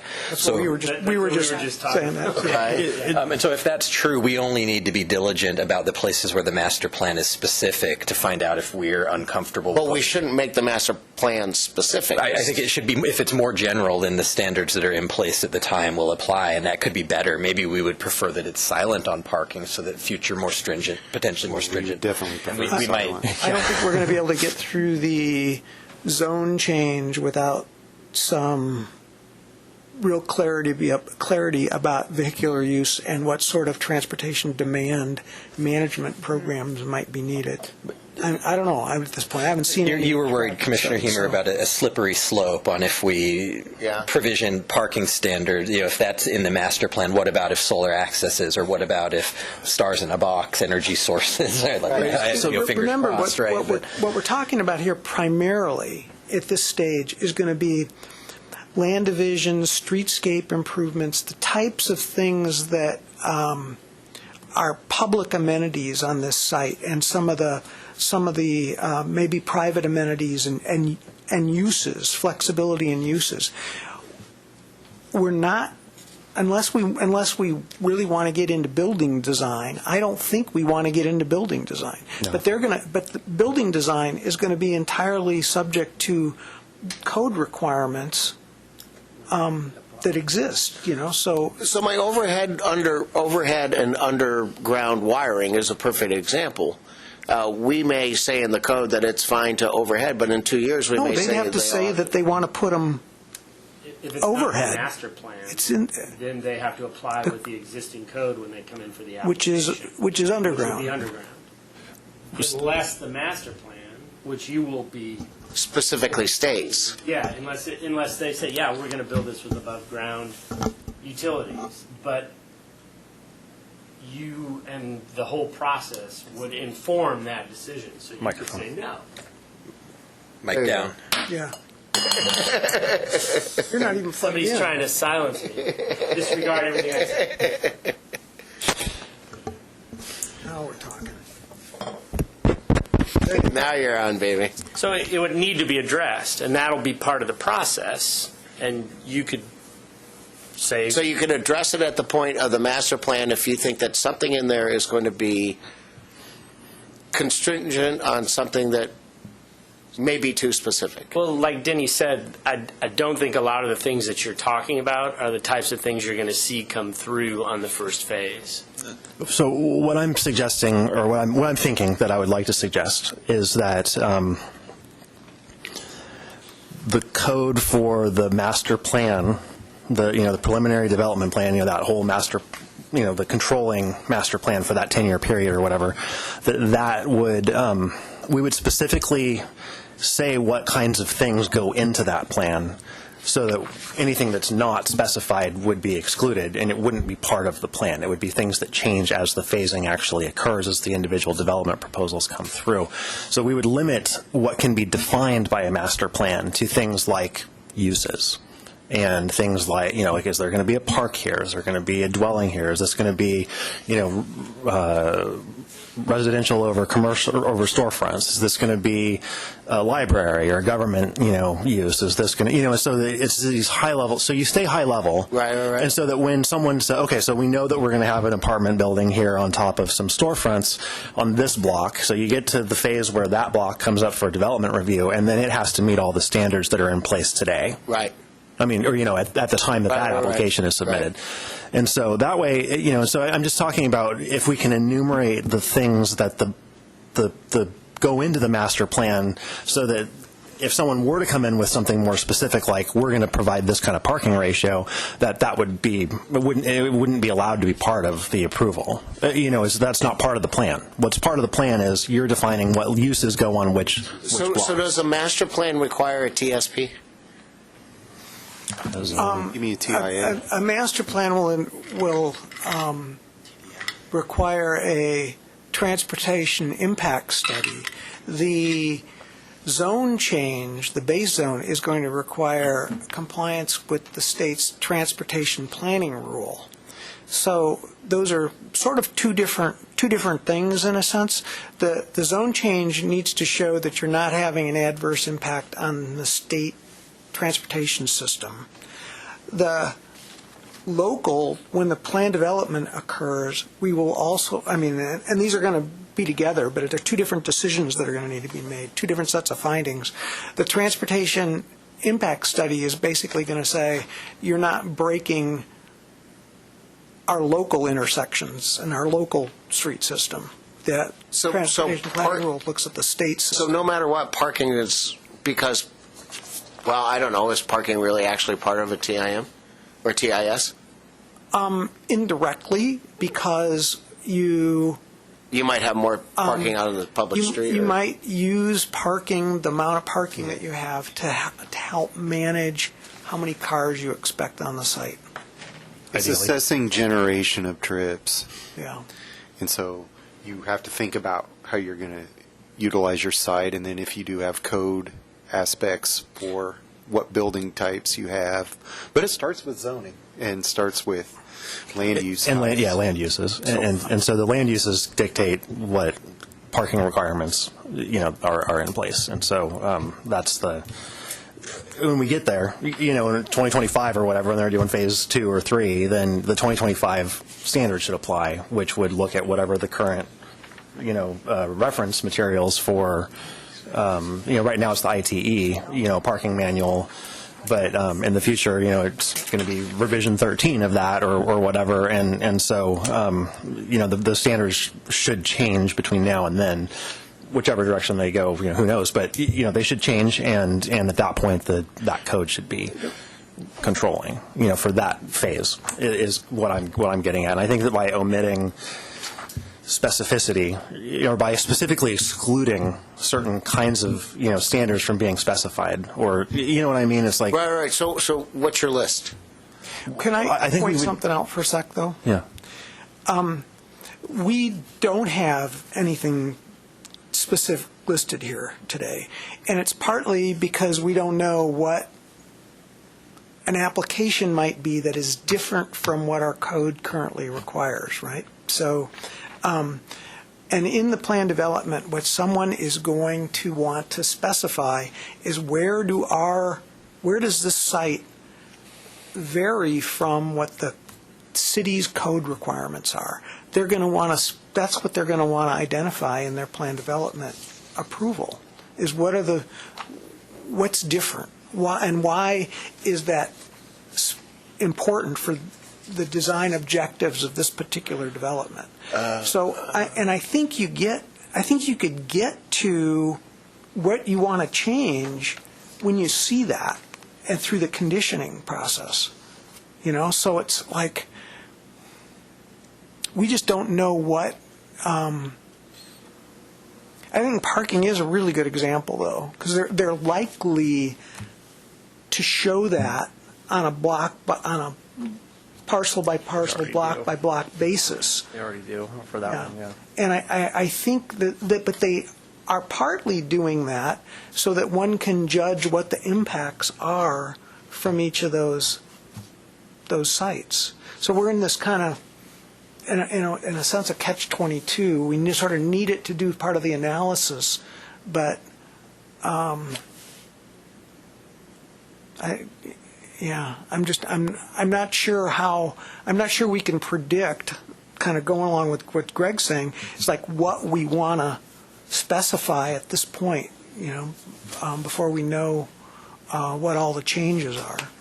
Yeah, and that's why I was hoping that we could just stick with high-level land uses. This is multifamily with a commercial component. This is, medium density, like townhouse style, residential. And there's going to be a park here, or you know what I mean? It's like you could stay fairly high level, and I think get to the amount of specificity that you need for the master plan. But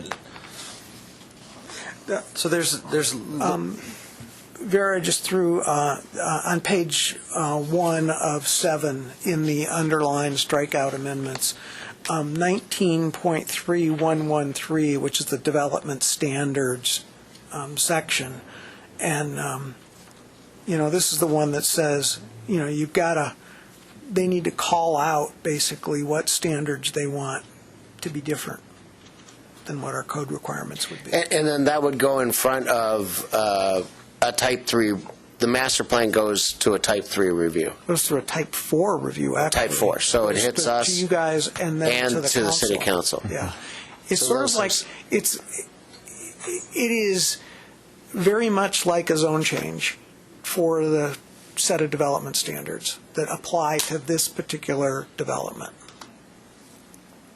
It's even It's more a type of specific. zone change. Well, right, because it's establishing a different set of standards for this specific development, which may Right. not reflect, in the hillside example, is the R3 zone, unless they decide to ask for a different zone to be their base zone because of the density. I mean, there's a lot of different ways to do it, but whatever zone it is, if it is R3, that's the base zone. Those are the standards that would apply, unless through the PD, a modified set of development standards, or no development or what have you, are laid out. For this site, for the hillside site, they probably don't want to rezone the entire site to R1, because that would create probably 3 times as many units as they need to develop. So they're sort of in a question there where that would break the transportation planning rule requirements. So it probably makes the most sense for them to limit, to try to craft sort of the zoning mix on this site that is the least that just kind of hits the target that they want, and then you use the plan development to blend the uses all over across all the zones. Adam's smiling. This has to do with stuff I listen to at work. Okay. Arguments that are going on right now. Sorry. Okay, well, anyway, it's like trying not to use the zoning to overzone the process is what I was concerned about.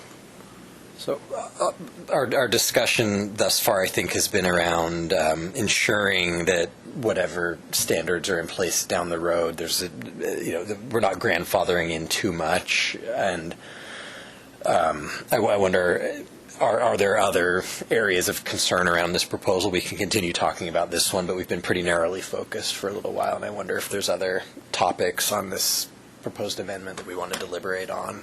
Otherwise, I think it's really reasonable. I mean, these larger developments are phased all the time, and so we need to be able to accommodate that, and being able to accommodate it within the plan development code, I think makes a ton of sense. And so, personally, I think the recommendations are great. I think that they are surgical in nature, and I don't mean to kind of hijack that surgical process to implement new greenfield regulations, but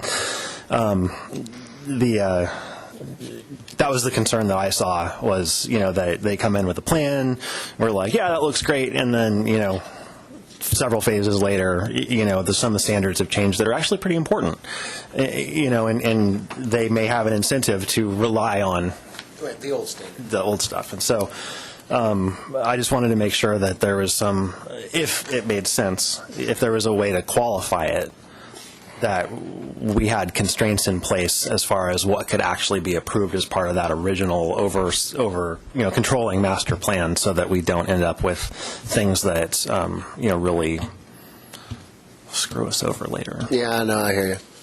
Well, one thing that I'm happy about is the 10-year term.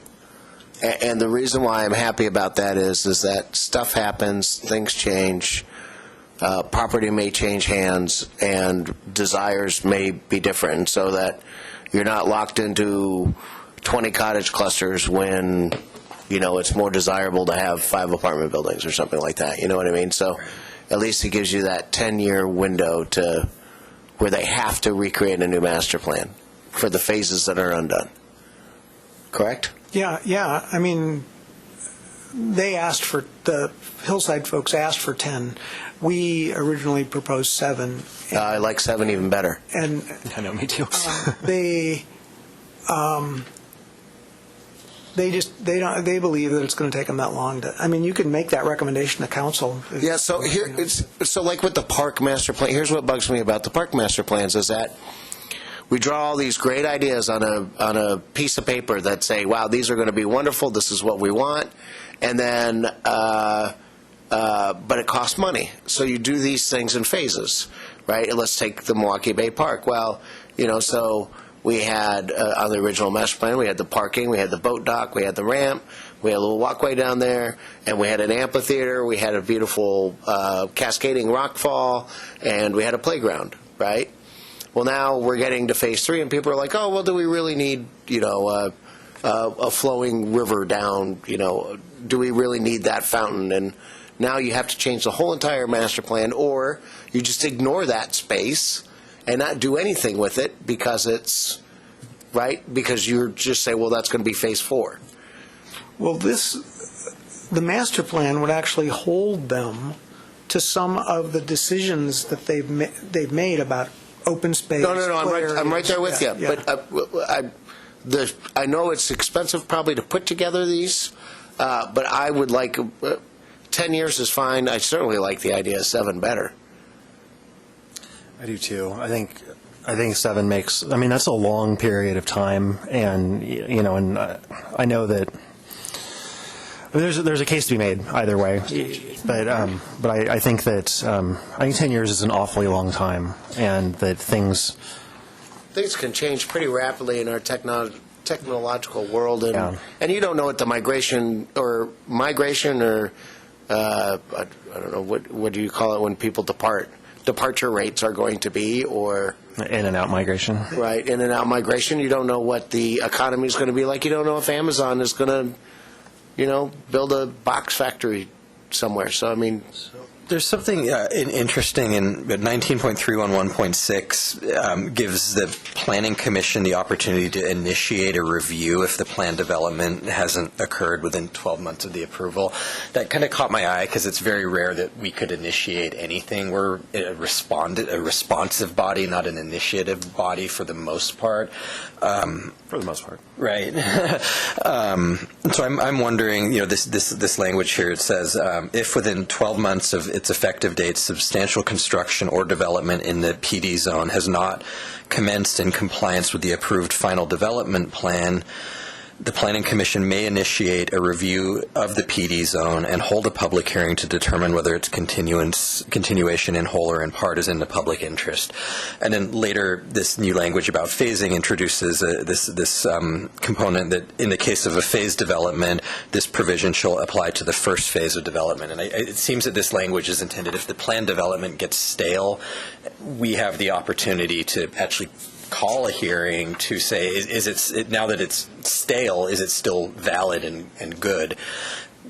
I think this was originally written without a phased development, with this 12-month period being a reasonable point to check. 6 months. 6 months, yeah. Right? But now that we're granting 7 or 10 years, maybe we want, given that we have this power to initiate a hearing, maybe we want to recommend some language to have these periodic check-ins where if a phase has not occurred within 12 months of the final plat, and the codes have changed and it's gone stale, we can initiate a hearing. I mean, it would be consistent with the previous code, and it would maybe alleviate some of these concerns around the city changing, technologies changing, and standards changing years into what could become a stalled phased development. Can I just note that a final plat has to be submitted within a year of the preliminary plat.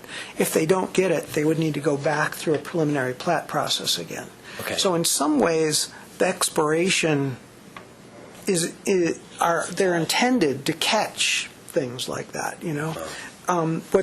What's interesting here is, I mean, they're supposed to build the whole thing out within 10 years, right? I mean, that's what the way this is set up. So if 18 months go through and they haven't started development, you can call it back. And so there are some things that are kind of safety checks on the process. This is the most complicated kind of development process application we've got, you know, with a comp plan and then this on top of it. So I don't think anybody's going to take it lightly. So your suggestion is we wouldn't need this hook to call back into plan development because we'll be seeing and approving every plat that occurs, and each of those plats has their own. Exactly. And isn't that illegal? Well, I don't want to say illegal, but isn't that undue hardship on the property owner if you keep calling them up every 12 months and making them spend money on coming up here? It's 18 months. But, okay, well, every 18 months? Well, it says 12 I guess months. let me explain it again. The first one is 18 months if nothing's happened, right? If they haven't made any progress to move to a preliminary plat approval in the first 18 months, you can call them back. And then once they've got a preliminary plat approval, for every preliminary plat, they've got a year to complete it and finalize it. So, you know, but what we have in a non-phase development is after 12 months, we can say, hey, the zoning standards have changed. You guys stalled out. We're canceling your plan development. For 7 years, we would not have the opportunity to change anything that was in the approved master plan. If the plat is consistent After the with first 18 months. After the first phase has started, right. We can't revisit. We can't call them back. So they're. Well, part of it's supposed to provide some certainty, to the developer. That's why you do a plan development. Otherwise, you do a whole series of subdivisions. Right, but I mean, they get the certainty in that, you know, they know that we're going to let them do multifamily, mixed use, whatever, on each of these different lots. And, you know, somewhere in here you're going to have a park or a play area, and somewhere in here you're going to have, you know, whatever amenities or features or whatever. But so they get the certainty through that. They don't necessarily need the certainty through, we're going to require you to provide 168 parking spaces on this lot if you do, you know, 312 units or, you know, whatever. I mean, that level of specificity is not critical. No, but they need that early. But they have to draw a parking lot somewhere with a certain amount of space. You do project by project. You do plat by plat. You know, I mean, that's what I, you know, you have some guiding, you might say, okay, on this street, there's no access, you know, there will be no vehicular access taken from this particular street because it's a pedestrian priority street, say. And so no one can cut any driveways on, you know, that main street that runs through the master plan. That could be part of the master plan. And then all the subsequent developments have to figure out how they connect their driveways and garages and things, you know, parking areas to, you know, other streets other than the main street. That could be part of it, but I don't think that you necessarily need to know parking ratios. You know, I mean, you don't need exact numbers of things. You just know. But you need to know how big your parking lot has to be. I think. Can I jump in? I think it's really hard to predict because they could conceivably provide parking in one block, have their parking need reduced, and then use the parking in that block for the building in the next phase. Right. I mean, so it's very hard for us to kind of speculate about how this is going to play out at this point. They needed a process. We're trying to spell out a process for them. This is a great discussion for when we actually are looking at the master plan and the zone change. So can I ask another?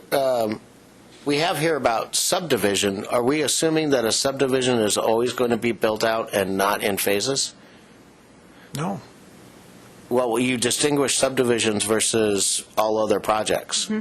What's the difference between a subdivision and all other projects? There's multiple lots being created where there was fewer lots to begin with. If they were to build a tower without subdividing it into individual lots, am I correct? That's Yeah. the distinction, is whether they're making new tax lots.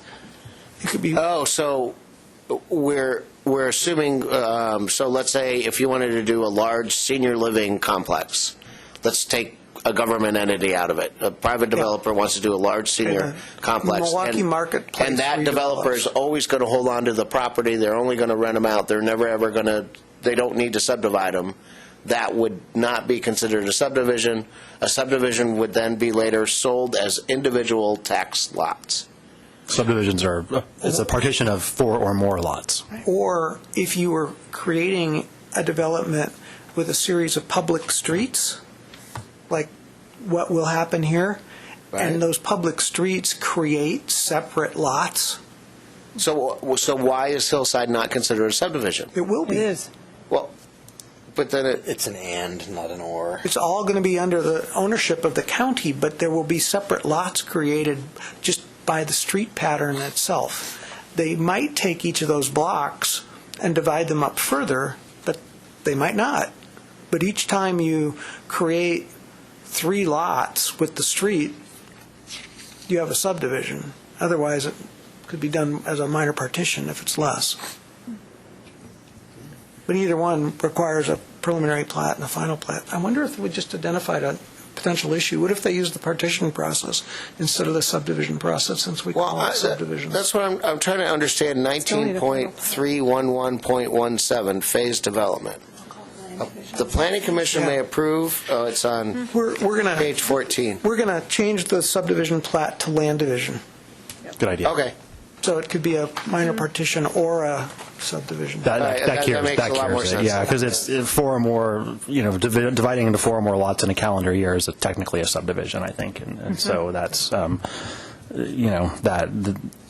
changing the language to land division captures, Either a subdivision or a partition. Okay.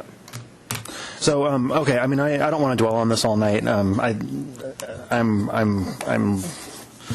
concerned, obviously, about how some of these things could be approved and carried forward, but standards, revisions to standards could be changed. But I get that that's what the process is intended to do. I wish that there was a way to kind of keep it higher level, and so I don't have the language to propose, necessarily, and so I don't know if we can just. If we were to just, make a recommendation, or if we don't even want to make the recommendation, that's fine. But, it's. I don't have a specific. If you go to 7 years, I think it might capture some of your concern. I think it does. I think it captures a lot. I think it does. I think that really helps. And somewhere in there, you're looking at each of those partitions and having a discussion with the developer. Yeah. So I would hope that gets at it, and when we come back and talk about and look at some other plan development codes and really make bigger changes to this, maybe that's the time to get at that. I mean, again, we're still trying to keep it. Yeah, I love the idea of. I don't want to create new problems for us. No, and I love the idea of of performance-based language or referential language that can say as certain things change, as policies change, as whatever, that we need to reconsider certain elements of these approvals. I don't know how to phrase that in a way that doesn't pick on parking. Specific. I don't want to enumerate standards that need to be revised or need to be looked at every few years or whatever. I want it to be just kind of this referential, a class of standards. Dimensional standards or, whatever. You know what I mean? It's like there's certain things that, anyway, but it would be tough to really qualify those with, kind of that general language without enumerating all of the different types of standards that we're looking to affect. So is our option to make a motion to recommend the findings, but with the changes as noted? Yeah. I mean, I think the two that I've The two that I've heard so far are the 7 years and land division instead of subdivision. Those are good changes. Yeah. I approve. And an undefined change that Joseph's trying to get at that we can't quite figure out. And I think the alternative is to catch it during the conditions on the master plan. I'm just wondering how, I don't know how we... Timing question. Yeah. You can build in timing checks, like on parking or on tree canopy or whatever it is you want to build in. I mean, yeah, it's... Without enumerating all of the different standards, it's difficult to see how we would phrase that without having it impact literally every standard. Yeah. And then that's the problem is that, setbacks and things, well, maybe we don't care. But, I think that's kind of the point. But, attached, detached, whatever, we don't really care. It's these things that we expect to change that have externalities, that actually create problems when there's too much of them or too little of them. And, we need to make sure that if we learn that that there's a flaw in our standards that deserves a policy response. You could also catch it by individual. So let's say if you undersize parking on one plot or one plat, however you want to say it, one phase, you could also expand out phase 2 to cover if you have a shortage. Yeah. You know what I mean? I mean, yeah. You could say, oh, well... Shared parking is totally a thing. Right. So. You understand what I mean? Yeah. You could always maybe catch it in the next phase. If there's an underutilized, or if there's an overutilized, even if it's an under or over utilage. Will require a Right. TM plan. Yeah. Yeah. All right, so I'll take a stab at it. So I'd like to recommend City Council approval of application ZA 2019-001 and adoption of the recommended findings of approval as changed, 7-year and land division, found in attachment 2. I'll second. All in favor? Aye. Aye. All opposed? Nay. Nope. Nobody's opposed. None. What was the vote? Okay, so Now we really get to hammer on Denny. Yeah. I noticed, is David off in Wonderful Wizard World? And, No, or did you just give him the night off? He said, do I have to go tonight? And I said, no. He's got so much comp time, it's ridiculous. I'm going to read my final paragraph here. He can't use his built-up time. This decision is a recommendation to the City Council, which will make the final decision after a public hearing. Please see planning staff for details concerning the City Council hearing date and process. Thank you. John, for a substitute, you are a stickler for the rules, man. You got to give yourself some credit The for that. substitutes have to have more discipline. Here come There you go. I think he's bucking for the chair job. No. Next on the agenda. He's going to call me if you guys are too bad. Okay. Unlawful. Thank you, Judge. So, Denny, you're going to lead us through the comprehensive plan Block 3 policies. I am. Okay.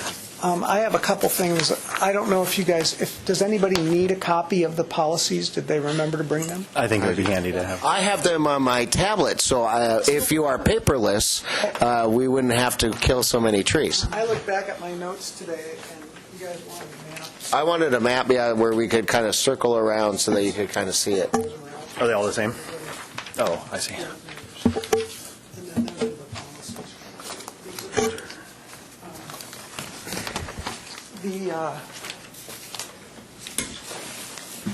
Where we left off last time was we did not complete discussion of the draft urban design policies. I think we kind of rushed through that. I don't know if rushed is the right word, but we went pretty quickly through the public facility plan policies, but spent quite a bit of time on the natural resource and environmental quality policies. I still had quite a bit of blue ink on my public facility qualities from our or policies from our discussion, though. But it's up to you guys what you want to talk about. I'm more prepared to talk about the urban design policies. I did look at those again. I didn't look back at the public facility policies. So I'd suggest we would table that one then. Well, you look at it. The next time you would get a chance to look at it is when it's packaged and coming to you. But I mean, you do get a chance to look at them again. Well, I thought Yeah. I thought the agenda, you were going to go to the public open house, and then I thought it was going to come back us for revisions before it goes to council. I would have to look at our schedule. It should come back to us after the public. August 13th. Yeah, I read my agenda. You were good. So that way we can capture to make sure that we had a very lengthy and long list in the environmental quality and even in the public facilities. We've added a few things. And I think Commissioner Edge has probably maybe wants to refine a little bit maybe of his comments and see what got captured in and what didn't. Yeah, and David admitted today that he hasn't had a chance yet to go back in and revise everything based on your discussions. Our open house discussion is sort of at a higher level. We've picked a handful of policies, like 3 from each category that we are highlighting and discussing. So, it's not quite as in-depth as one might want to be. But then this stuff is pretty dry to talk about it in a full-on open house. So, should I just jump into urban design just to describe what I've got here? Please. The first goal basically says that we should be doing some design policies, some design work at a district level. So it talks about downtown, central Milwaukee, the neighborhood mixed-use zones, which today are just the Safeway shopping center and the area along 32nd. I'm anticipating that the commercial shopping center out at Linwood and King, what we'll probably want to do is rezone that neighborhood mixed-use zone. And was there one more? I think maybe the little cluster of limited commercial that's down at in the Island Station neighborhood with the that'll probably also be a neighborhood mixed use. So I mean that's going to be part of the zoning changes that would be suggested with some of these other sites. And then so neighborhood hubs listed here are separate from the neighborhood mixed use areas. So those are those sites that may or may not be commercial, or they may be the single little corner store as opposed to the sort of cluster of activity. So that's the distinction there. And so I think I wrote these up, and I don't know. So far, no one has had any. There's been a little bit of confusion about the difference between those, but it's not. There is a difference, and that I don't know if there's a better way of describing it than what the neighborhood hubs outside of neighborhood mixed-use areas. The neighborhood mixed-use areas are also neighborhood hubs. It's like we have this spectrum of neighborhood hubs, with which neighborhood mixed-use are one, and then you go down to the corner store, the community gathering place at the other end. And I handed out the map of the different hubs that have been identified. Can I go a little bit off subject here? Yeah. Because I'm a little peeved. During the Linwood NDA discussion, we have over and over and over again said that number 5 should not be at that corner, that it should be at the corner of Railroad and Stanley. Okay, I didn't keep a map.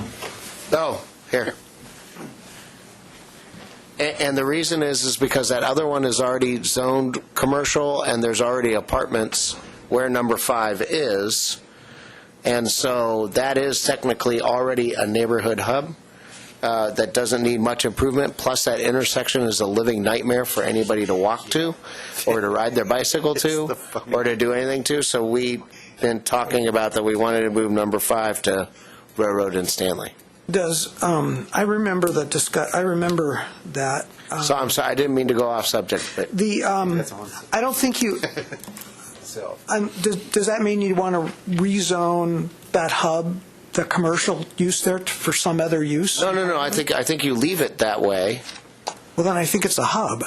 Well, it already is a hub, Yeah. and if you're not going to change anything, then why are we going to mark it out as something special? Why don't we get something somewhere else where we could make a little bit of a difference, get a little bit more density in, and get a little bit more activity?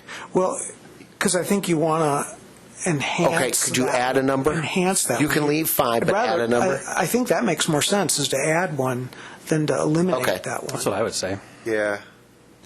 Just because it's already a de facto neighborhood hub doesn't mean that you don't acknowledge that that's what it is, and that our policies should align towards improving that its function as a neighborhood hub. But I agree that if you want another one, then let's do another one. This is an old map, actually, January 2019. But we also had, in the later versions, eliminated the downtown. The downtown's not a hub. The downtown is the downtown. Yeah. Sorry, I didn't mean to go off. So I think I asked David to print me before the meeting. I said, can I get a map of the hubs? And this is the one he handed me. So I think there is one other map that takes. I know there's one that takes the downtown off. But yeah, I have that. I'm going to make a note of Railroad and Stanley.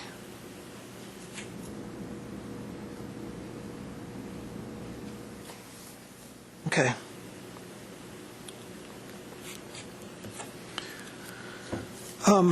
So going on to the policies, just capturing the other areas that have some either current code language that addresses design or maybe needs some. So the North Milwaukie Innovation Area has some, International Way has some, in the BI zone there's some. Corridors are a place that we don't have any. We haven't really ever called that out. So, this is the first time we've sort of done that. And I think in the end here, I think David had added a corridor description. Those are the frequent transit lines. And the other map, the 8.5 by 11 map, shows where the frequent transit lines are. It's King, Johnson Creek, 32nd, I think. Yeah. So if are these supposed to align with the Metro Region 2040 design types? That's a good question. They do roughly. Yeah. But the design types, the corridor design types are they're Main Street. They have the Main Street. They have a Main Street and a corridor. And 32nd is a Main Street. Yeah. There's portions of King that are Main Street. Yes. But I can't recall what are corridors in Webster and 82nd. And McLaughlin. Okay. But Webster and 82nd. And so and those bring up additional points because they're not within the city limits. I think but they are within the urban services area in the UGMA. And I believe you also had a comment that we ought to include regional center in here. Oh boy, and talk yeah. about okay. I've already submitted my comments to David and you. They are in very shorthand note form. I'll probably touch on some of those with you guys to get other input from other commissioners. here in a minute, but the kind of a big focus is that is completely omitted. And when we think about over the next 20 years, if lands within the UGMA are annexed, they need to assume one of these urban form, one of these typologies when that site is brought into the sense. So we should really be considering all of the areas within the UGMA and not simply what's just within city limits today. Oh, so that's why you're saying a region. What did you say? A regional? The Clackamas Regional Center is focused on it's right now it's a metro concept because it's a Metro 2040 design type. Is a regional center is intended to serve 100,000 people or more, in a broad area. And Clackamas Town Center the Clackamas Regional Center is centered on the Clackamas Town Center. So you got to promenade all those apartments and all that stuff? All the way up to Johnson Creek Boulevard, technically. Oh, that whole?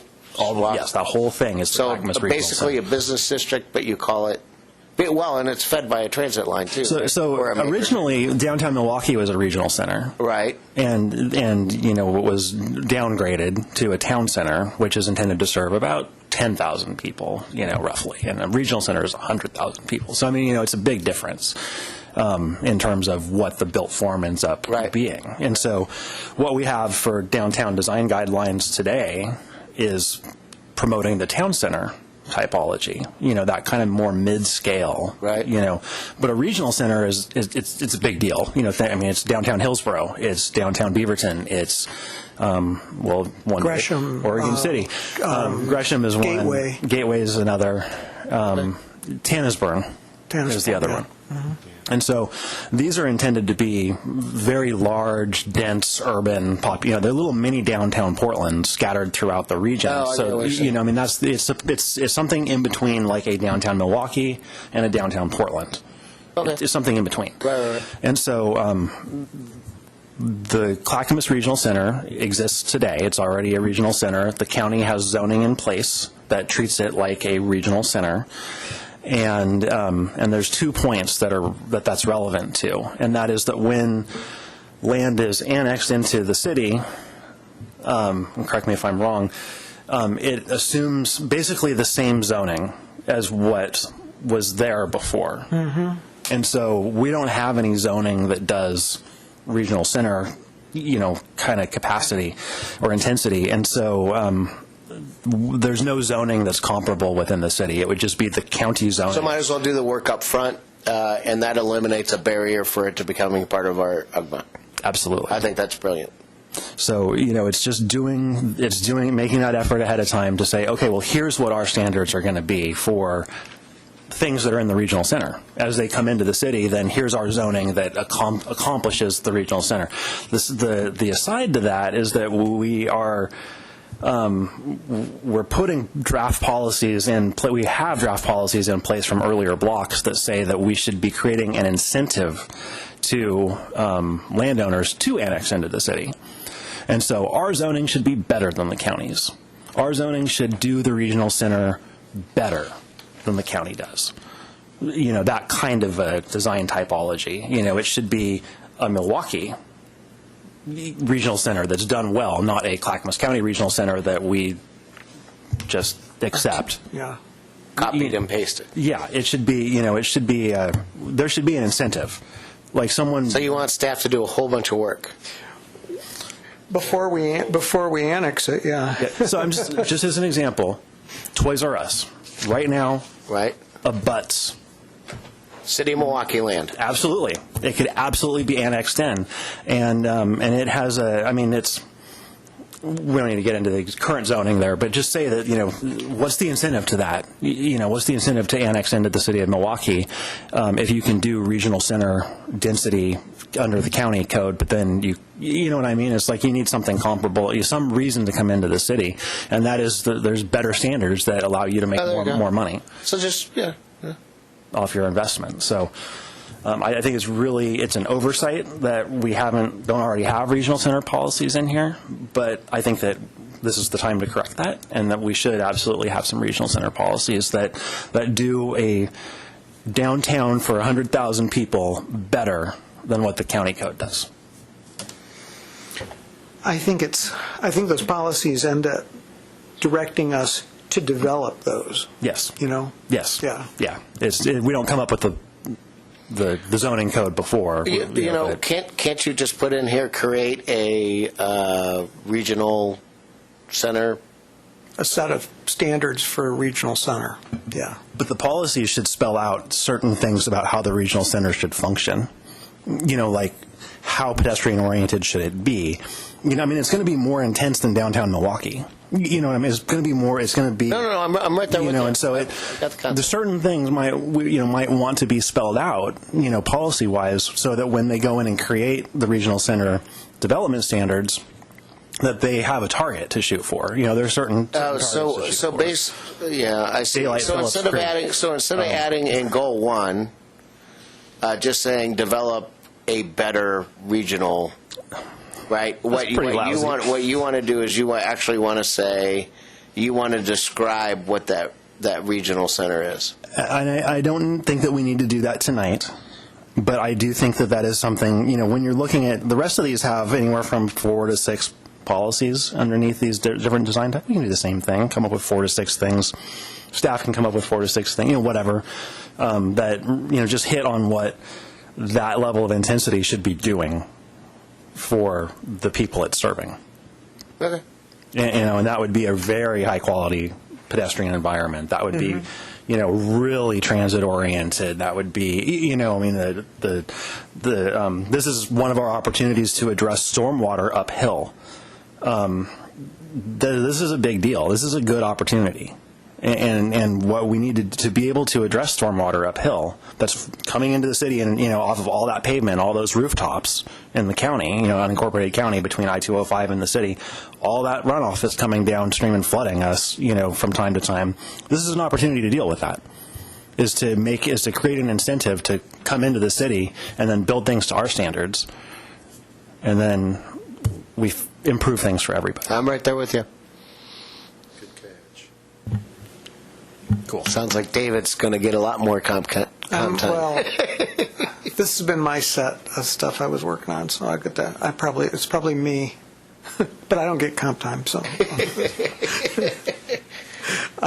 So I did have some other, I did want to touch on some of the other design types. Mm-hmm. On goal 1, downtown Milwaukee, item B, it says provide a high-quality pedestrian environment, supports excellent access, blah, blah, blah. I think that we should prioritize pedestrian movement and access. Not just provide a high-quality pedestrian environment, but actually prioritize pedestrian movement and access. Also, I think that we need to deliberately say to improve safety and access by bicycle. And then I also think there should be a policy for setting mode split targets. For what? Mode split targets. What share of people are shares are we doing by bicycle or foot or car or bus or whatever? Another way you could think of it is people moving targets. Is that a count process? I don't understand what you mean. Oh, yeah, absolutely. Yeah. So traditionally it's percentages, is what percentage. So like right now, today, like 12% of commuters in the city of Portland commute by bike. So, the mode split is, generally 12. 70%. But what is the mode? What is the goal of a mode split? To identify the policy for how many people are moved by which modes. And so what you do, if you shift more people onto foot or you shift more people onto bike out of your car, you're building different infrastructure. You need to adjust your capacities. So you're basically asking to have a study every now and then of the mode. Well, no, I think that, like the city of Portland just set, hey, by 2035 or whatever, we want 25% of trips under, or whatever to be done by bike. Washington County has a goal too. Yeah, and so it's just a normal thing. And what it does is it allows you to focus your investments so that you're making sure to be adjusting capacity in the right direction. And there's science behind this, that if you make certain adjustments, then you squeeze out additional, trips under different conditions. And so if you specifically say, we're going to try to make bicycle access a priority, then you can do certain things that will have predictable impacts on the number of people, the percentage of people who are using a bicycle. And so by saying we want 20% of our trips to be done by bicycle, just, as an example, then you could actually target building facilities to, in specific places to achieve that outcome. Something that you can actually reach for and move towards. So you're asking for a mode split prioritization. Yeah, and again, we don't define the number here. We just say the city should have a mode split target. There you go. And maybe it's just in downtown, maybe it's citywide. I don't know, but I think downtown is where it should be. Is a focal area where you want to minimize the number of people who get in their car and drive 6 blocks downtown to get to their other destination downtown. You want to encourage people to park their damn car and walk to different places downtown and then walk back to their car or ride a bike or, whatever. But so that's why you do that specifically for downtown. On C under downtown Milwaukee. What's that? Nothing. That's giggling. Go ahead. Yeah, I just wanted to add Greenway after the Willamette River. Capitalize on proximity to and views of the Willamette River Greenway. Because the Greenway itself it's not just the water, it's the whole thing that's, important, I think. I wanted to specifically address bicycles under 2A and 3A. Okay. Well, Or you could say active transportation. Active transportation, yeah. Thank you, because on that will include pedestrians. Yeah. Those new electric scooters. Right, and the new electric scooters. We And have business license to do it here. That's awesome. 2A and 3A. Okay. Really? 3E is Milwaukie. compatible with what has been historically permitted on adjoining residential properties. I just think we really need to be careful with stuff like that. So basically what that is trying to say, and maybe it doesn't say it very well, is that along that edge, do a decent transition to try to make it more compatible in terms of height, bulk, building form. It has the ensure verb. oh yeah, we hate that word. Get rid of all insurers.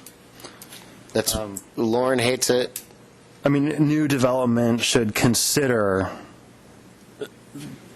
what has been historic. It should be part of the process. It should be a consideration, but I don't want to take away capacity for use from someone just because they happen to be on the edge of a district today. And, maybe in 20 years the district grows and now they're no longer on the edge, but they have this nice gentle transition to the single-family house next door that isn't there anymore. I just worry about that kind of, actually taking investment capacity away from somebody because of an arbitrary boundary that I hear you. may change. I'm right there with you so far. I can work on something, but it's. But that idea is trying to create that transition from the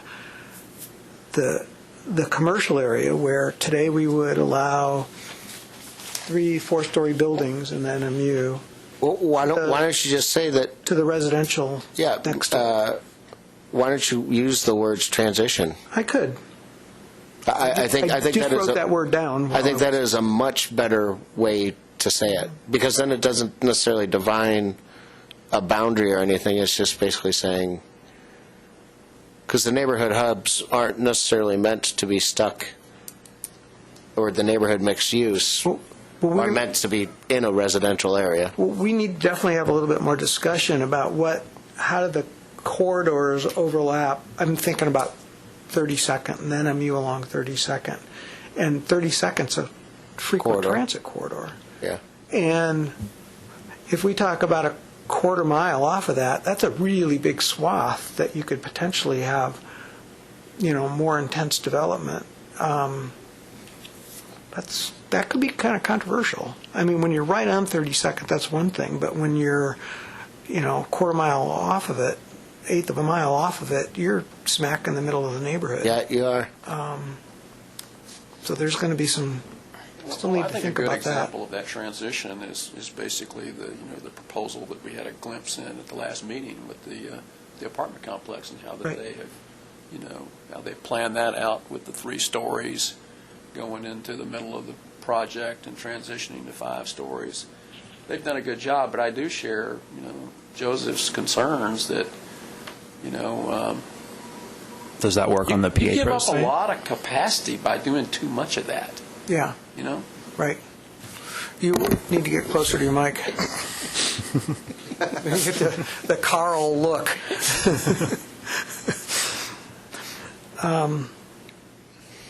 On 6B, I wanted to introduce the term daylight the streams, or to daylight the streams as well, and that's focusing on...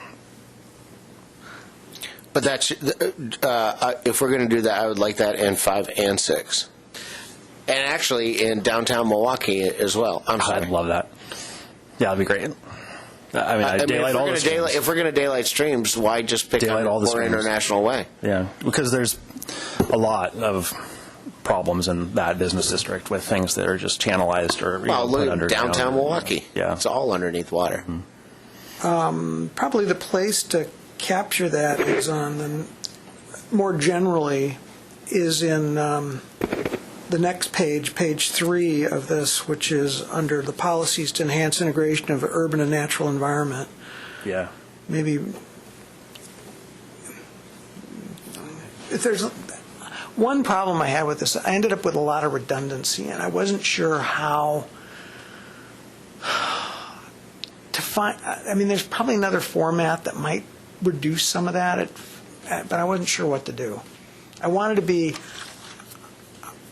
I think there are definitely there are differences in these different districts, but then there are, like, beyond the districts, there's also things that we need to think about, and it's I just didn't land on a perfect format. No.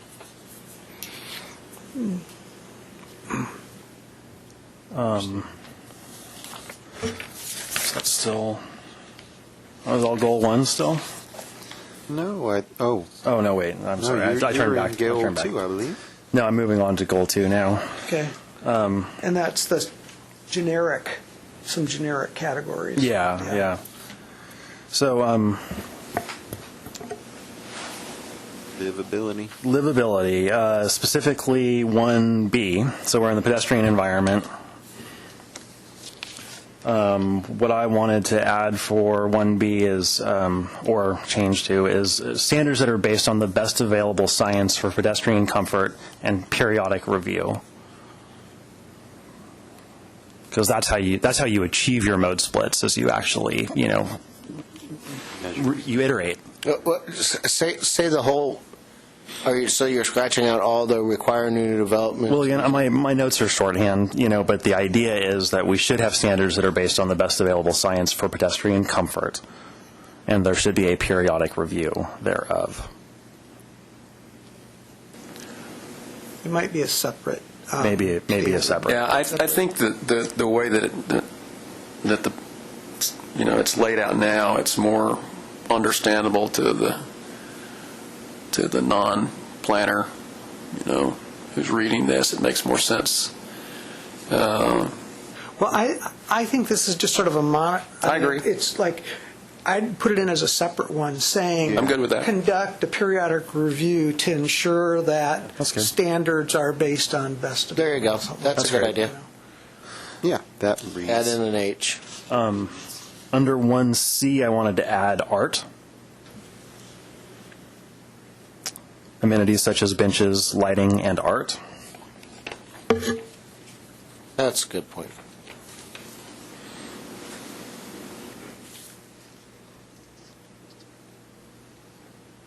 So, and then F, 1F. This is particularly important. using urban design features to slow traffic through neighborhood mixed-use districts and neighborhood hub areas. That's the NMU is neighborhood mixed use, right? Right. I think that we should use urban design features to slow traffic through those, or anywhere that dangerous driving behaviors present a deterrent to people walking and biking. Yeah, okay, that's complicated. I mean, I realize that, but it's... Wait, how do you why phrase, not just say throughout the city?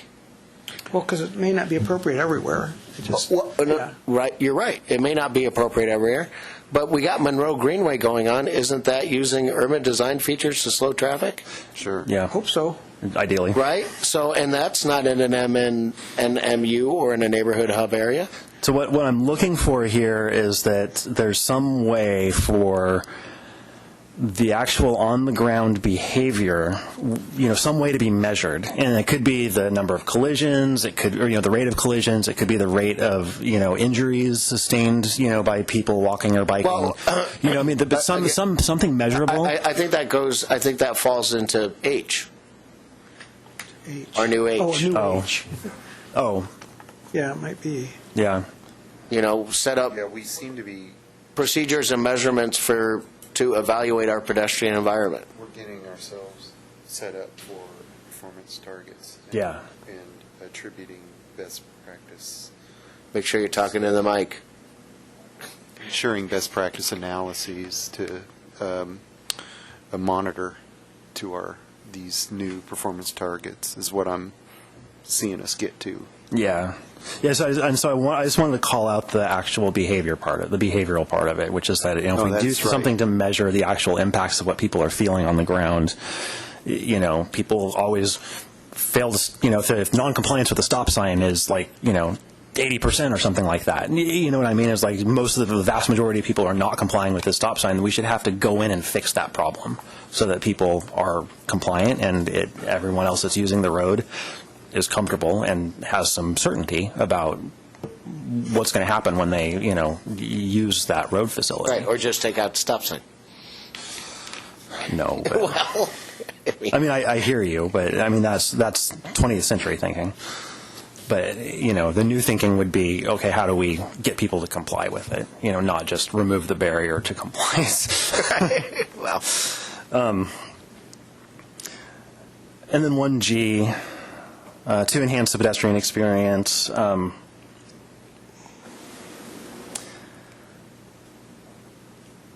wanted to add, maybe this kind of fits into what we're already talking about, but I wanted to add diversion designs when policy or community petition call for narrow street designs on facilities with traffic exceeding thresholds. And that's what protects your Monroe Greenway from getting too much cut-through traffic, is when your measurements indicate that there's too many cars using a facility for it to serve its intended function. I think that falls into H. Okay. Right? That's... I get that that's the measuring part. I just want to make sure that we're tying it back to these different kinds of enhancements. Yeah, and do we have to have with appropriate traffic volumes at the end of that statement? It was probably not, but because you're not going to do in Warnerf where you have inappropriate traffic. Yeah, those are certainly topologies to neighborhoods. They're all about exclude just neighborhoods. Well, usually, although Warnerfs can be in mixed use and commercial areas. They could, that's true. You're not going to put them where you're expecting a lot of through traffic. You're going to put them in areas where, the pedestrian is the most important person in there, and the vehicles are secondary. So again, I'm not going to go through each of these individually because I've already submitted them, but one that I did want to call out again is 2A, where we talk about reduce the amount of off-street parking required for new development, place a greater emphasis on active transportation. I want to change that. I don't think reduce is an appropriate word here. I think that we should set parking standards pursuant to impacts on achieving public policy objectives. including sustainability and the climate action plan, equity and affordability, livability and public health, et cetera, using the best available science. The idea, again, is that I don't like the verb reduce here. Yeah, I hear you. And I think that what we're talking about is setting something, and then I want to set that thing according to what our goals actually are, not according to what the ITE says we need to be doing. Yeah. Based on land use. Well, you're also enabling a transitional thinking towards parking maximums versus minimums with the rewording. You can't do that with this wording this way necessarily at all. Not as well, anyway. Yeah. Adam's getting yelled at again. You're so close to the mic. Can you hear me? Oh, sorry about that. So I really beat up You're right. this It's section. like I was muffling.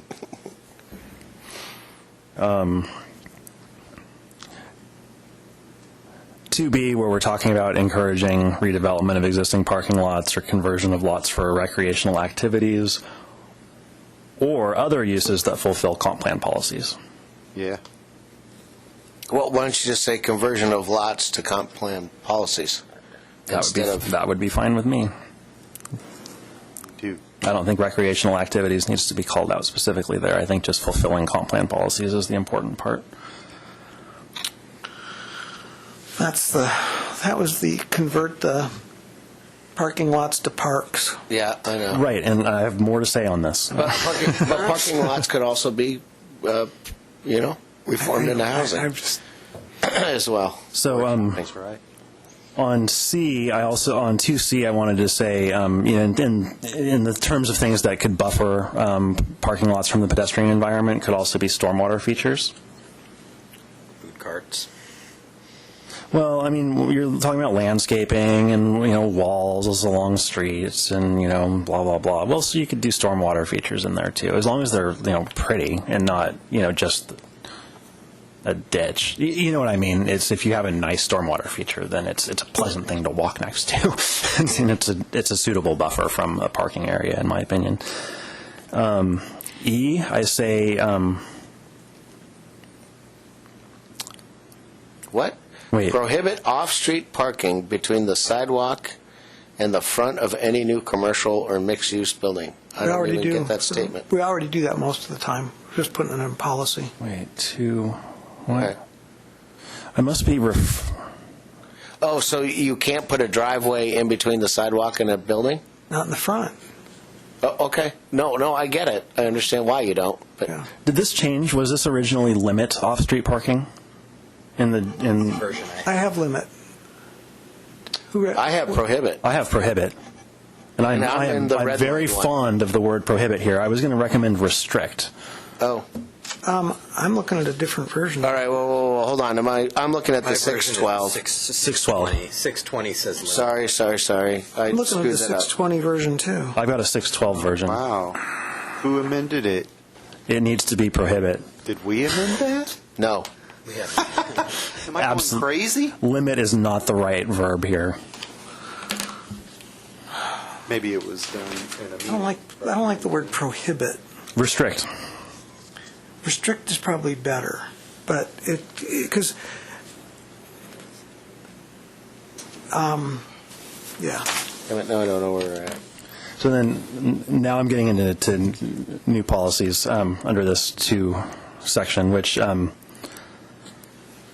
very fond of this idea, is to, was it 2? Yeah, 2. I have it down here as 2F. I don't know if my version's current or not now, so I don't. Anticipate and plan? Wait, what? Is there a 2F? There is a 2F. I don't have a 2F. The 612 version. So in the 620 version. Okay, so what I have for... Is that what you guys what I handed out? Yeah. I handed out 612. I'm sorry. Okay. Yeah. I was suspicious. I'll work with what I have. So anyway, could you read 2F to me, Greg? Anticipate and plan for the conversation of parking spaces into pick-up, drop-off areas as use of shared modes of transportation. grows in the community. So I wanted to revise that to plan for conversion of all parking spaces to other uses that fulfill comp plan policies such as. Not all. No. You can't say all. I think you can.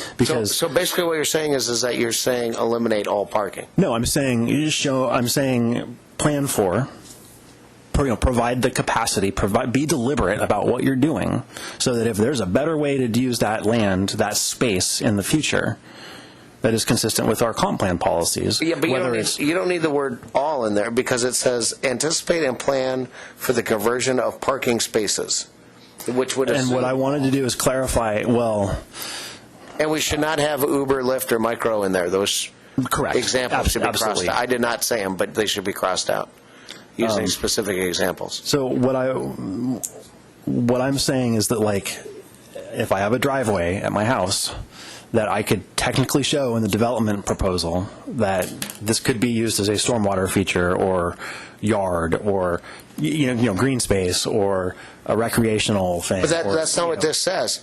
And the same thing with this is about pickup and drop off. right, and the same thing applies to street parking and all parking spaces. Anywhere that a car would go, we should be able to see. So you should say anticipate and plan for the conversion of parking spaces.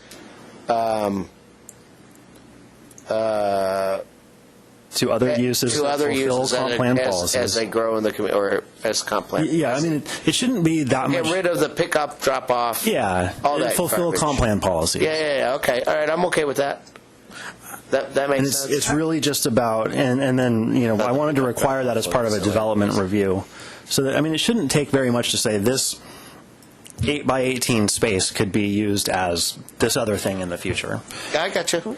I think it's important to call out the pickup, drop-off areas for shared modes.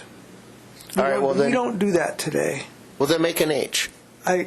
Well, yeah, but I'm not disagreeing with what you were just saying, Joseph, but it's like, I think it's important to put something in here that says we need to pay attention to this coming change.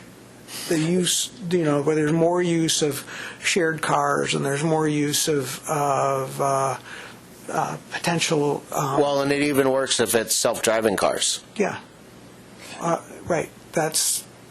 Yeah. And so cross off Uber, Lyft, and Micro. Make sure that those aren't specifically listed on there. Car sharing and microtransit. And that's why I use the generic language of that fulfill comp plan policies, because we should have comp plan policies that call for creating, drop off, and shared parking and, everything. And I just didn't know that we needed to enumerate that here in this policy. Capturing it in this urban design policy now, because our transportation check-in is at least a year off. Okay. And then the last thing in this section relating to parking is to minimize conflict areas between people accessing parking and people walking and biking, and to prioritize pedestrian safety over convenience. And so our standards should just, should really deliberately look at those, situations and make sure that the pedestrian movement, active movement, is prioritized in terms of the interface between those spaces and the access to parking. What was the one you said just before that? Prioritize pedestrian safety. What was it before that? Minimize conflict areas between people accessing parking and people walking and biking. Yeah, see, Denny, if you have to go back and review this, you have to review it on tape. You can't actually watch it on the video and be able to look to see what people are talking. I think I have most of this already. All right, I believe That's what I was hoping. Yeah, I already said the provided edit. And I'm skipping over things that are just a couple words, here and there. I'm trying to get to the things that are like things that we might want to talk about as a group, as opposed to just, change, dot this I and, you missed a comma here, that kind of thing. I'm not bringing those up.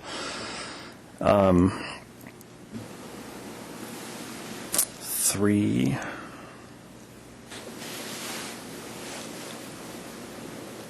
Yeah, I really, again, this is the urban design standards, livability.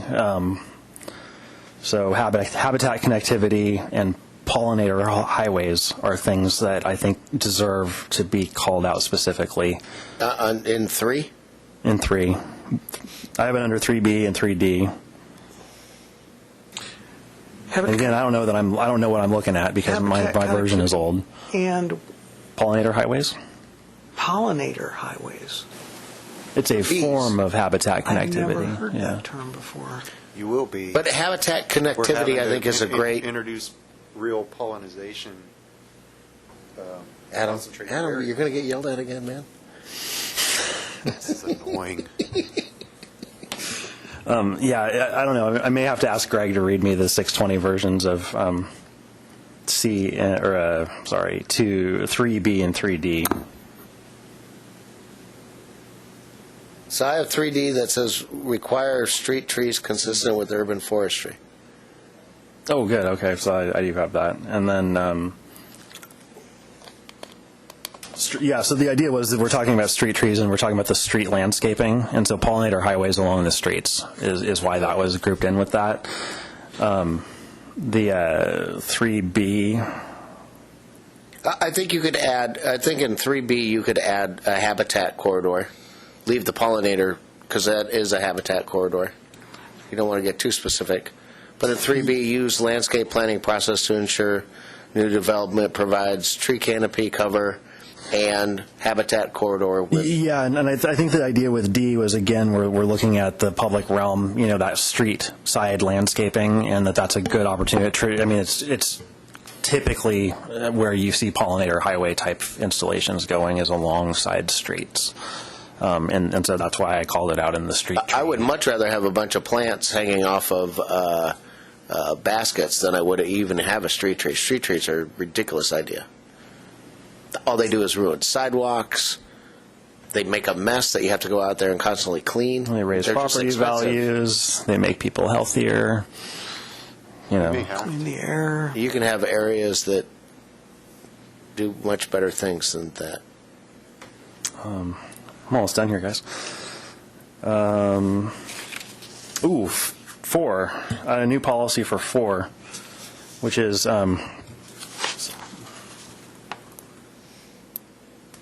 new policy for 4, which is street designs that feature equitable allocation of street space. What does that mean? Bus lanes. Basically. I mean, how many people are you moving in a certain amount of space and who benefits from it, and, making sure that we're distributing space in an equitable manner so that it's not just, we don't give 80% of all of that public realm over to people who can afford to drive around in their own cars. Can we put public transport in there somewhere? Because I don't know, I just don't think it's very descriptive without something like that. Well, we can certainly wordsmith that. It's very, again, this is a very shorthand note form, and so that's fine. What I would hope too is the policy language invites our opportunity for maybe complete streets policy elements later as we get into the transportation block. One of the things that TriMet and Metro are trying to do right now is to take like parking lanes and underutilized, general purpose lanes on really traffic congested streets and make them bus lanes, so that a bus full of people can go right by all the stopped traffic, and it works incredibly well. It meets all kinds of policies. Seattle's doing it like crazy. It's absolutely what we should be doing, and so by saying an equitable distribution of space, you're saying that you're not just saying we'll give it to the bus. You're saying however whether it's bikes, people walking, people on a bus, whatever. Make sure that people who are of less means have the same ability to get where they're going as we should be prioritizing that for. But and I would say in the transportation element, we're going to probably get into some more transit priority type opportunity language Yeah. concept, because the measures there are equity, but they're also there's an economic case. I mean, there's a multi-level case to build for transit priority. Absolutely. So I know it's really wonky language, but it was the most concise way that I But could public think. realm, this seems like a good place for that. Yeah. What you're saying. Yeah, how we divide up the public realm is really important. And when, what does it say to, your residents when you're setting aside 80-85% of your public realm for the maneuvering of cars, and who is that shutting out of, I mean, these are important considerations.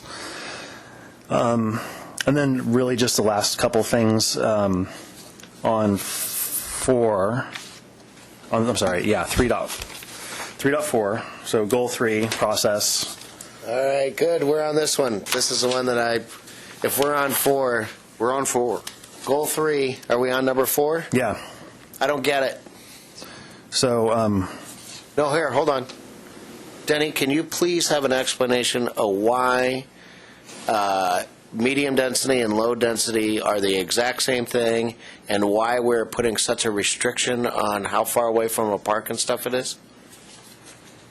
Could you explain that logic at all? So if somebody wants to go in and do a zone change, comp plan amendment or zone change, get an application, you'd have to meet these criteria, basically. So you have to create it.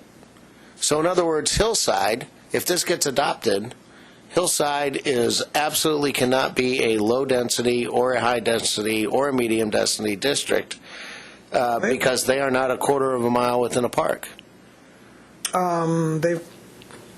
They could include a park in their master plan. I think they've got. But it doesn't say that in here. Am I not talking? Okay. You're not talking into I need to back up and move to here. Because it doesn't say that in here.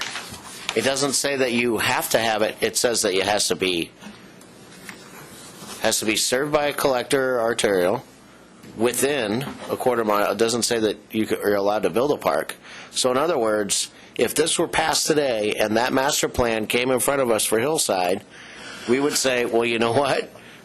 You have to be a low density district. I think it's actually within a quarter mile of Balfour Park, but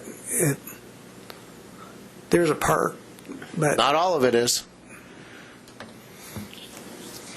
And what a crummy thing to do.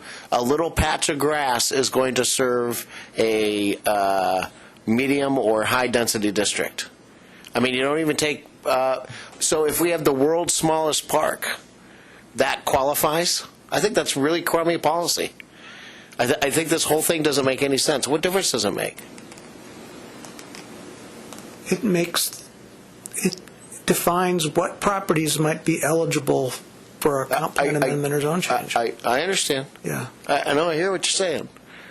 I mean, it makes sense in terms of if you're going to concentrate a certain amount of people in a certain place, then they should be proximal to certain types of public services. Certain amount of amenities, right, is what you're saying. What this says, it doesn't say that you can build them in there. And because if you actually think that the government is responsible for building your park systems, then that means that you are now forcing either the government to buy out a whole bunch of parkland, or you are eliminating 90% of the land in Milwaukie to ever become anything else except for low-density districts, which is not what the goal is. It seems like that was counterintuitive to everything that we were trying to do. This is, medium density would cover. Well, medium density and low density are the same. No, there's one difference there. Yeah, one word. Local street. I hear you. Medium density would cover almost probably. I mean, we haven't taken this and done like a GIS. Well, that's why I asked. That's why I asked. Can I get a map with the circles on it? Yeah. So that I could actually see what that looks like? Because I was thinking, you know what? If you were to go, even if you figured that Historic Milwaukie could be a high density from 224 all the way down to the river, right? If you were to say that concept. Well, you know what? You may not be within a quarter mile of a park somewhere out to 224.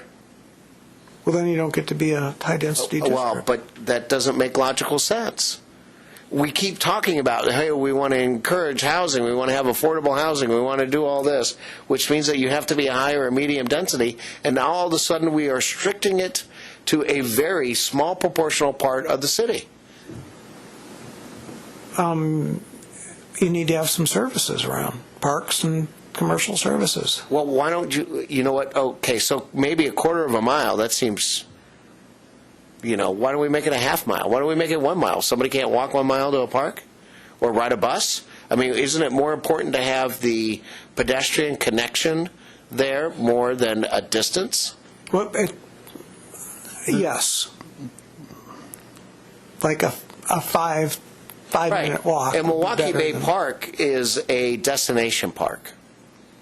Elk Rock Island and Spring Park, they're a destination park. People come from all over the place, all over the city of Milwaukie to go there, right? But so now we're talking about these little pocket parks. So what you are asking is that if along this corridor, we have this major corridor here on King Road, and now all of a sudden you are stuck with Homewood Park, which doesn't even have a playground, all it is a little patch, that is supposed to take on, that you can do a bunch of medium and high density over here, but it's only a postage stamp of a park. It has no real true standards. What kind of amenity is that really? I mean, what kind of amenity do you want out of it? Isn't it more important that a high-density area maybe creates its own park and its own playground, which would be the responsibility of the development of that high density and not reliant upon what is already pre-built? It doesn't even... My problem is that you don't encourage the building of these amenities.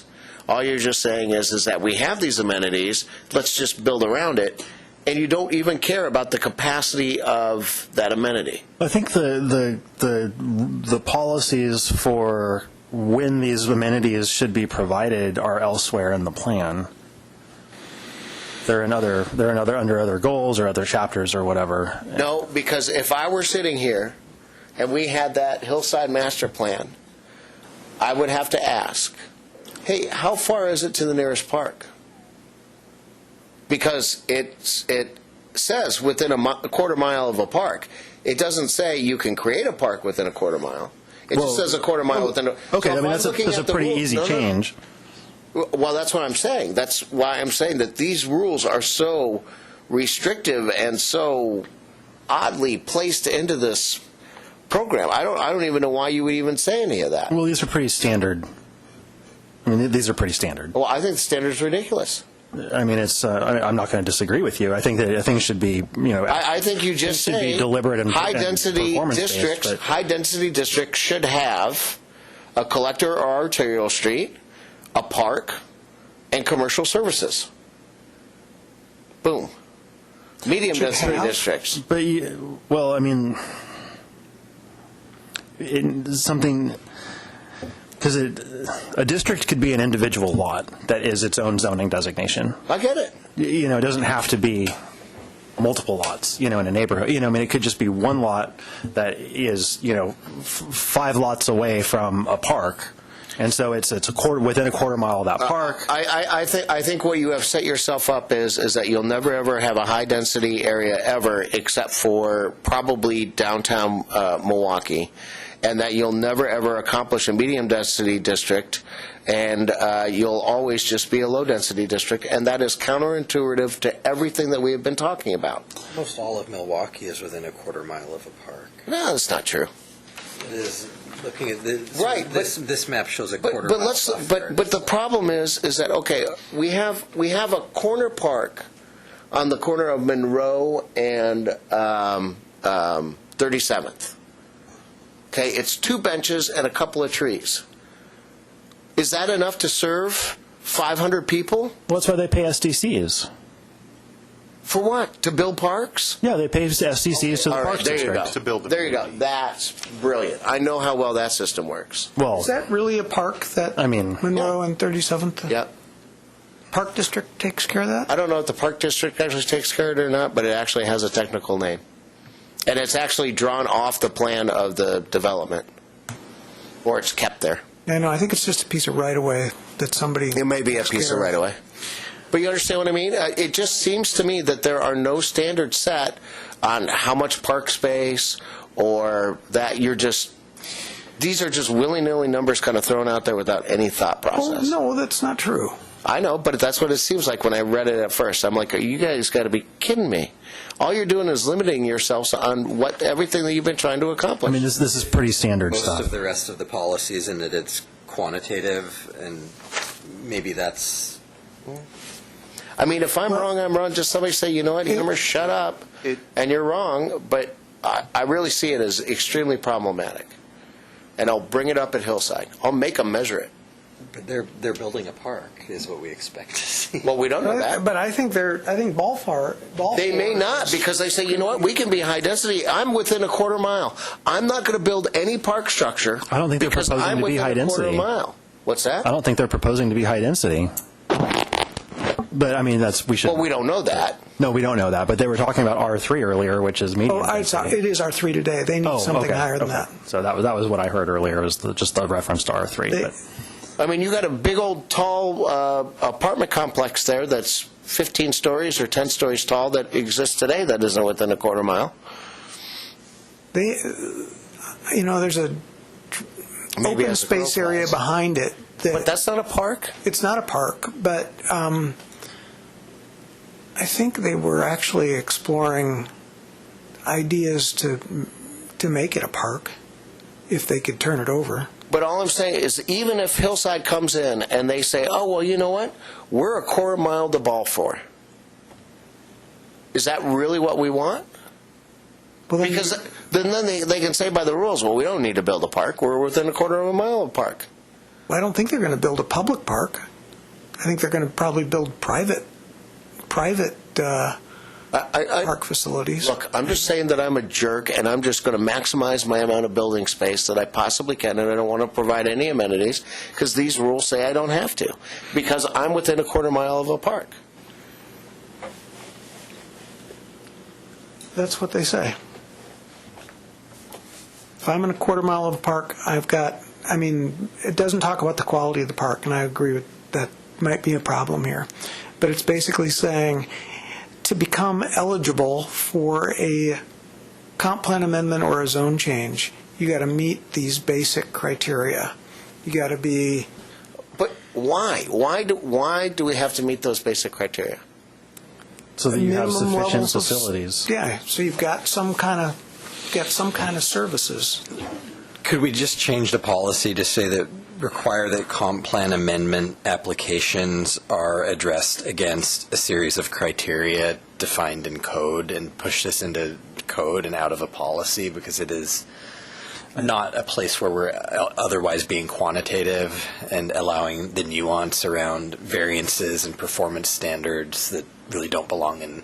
I think this is where this goes, though, and I mean the county's comp plan is the same way. They have the policies for the different district designations, and if you're doing a low density residential, then it needs to meet these criteria. If you're doing a high density residential, it needs to meet these criteria. These things have to be available to show that there's sufficient facilities to serve a more intense use. So Safeway can never be high density?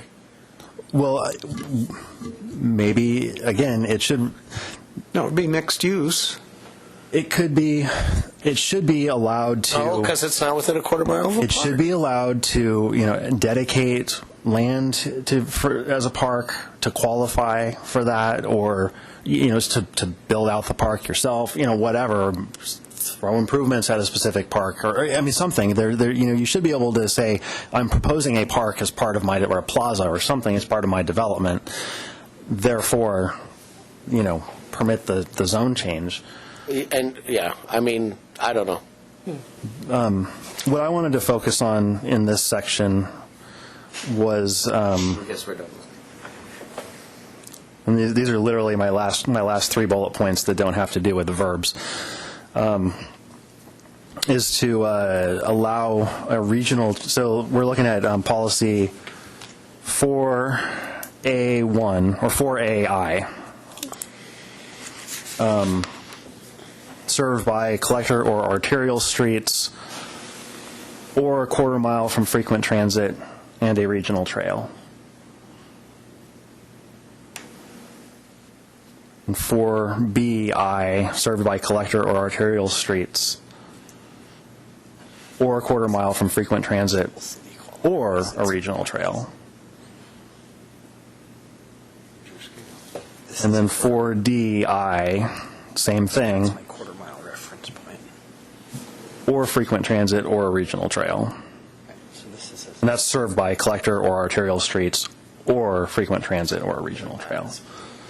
And the idea here is to start really using these regional trails as transportation infrastructure and recognizing their value as transportation infrastructure. They help offset some of the need for certain other types of transportation facilities. So with a really intense use, you want to have both. You want to have transit and regional trail access, but for a lesser, medium density, maybe it's just one or the other. But the idea is that they should be served by connected active transportation facilities. Okay. Makes sense. And, maybe what I need to do is do a little more analysis on this. And granted, we didn't give a lot of critical thought to this set of policies. They were done quickly and brought out. And I appreciate the critique here, and let us spend a little more time on these, and we'll come back with something. Yeah, so what I was proposing would add a little bit of nuance between the high density or the medium density, by having either, if you need both of, transit and a trail, or just transit or a trail. But it's really to bring frequent transit and the regional trails network into the conversation as far as what we're considering in terms of what is the transportation system doing. Well, I think that's a pretty strong statement. We end up, if you're on,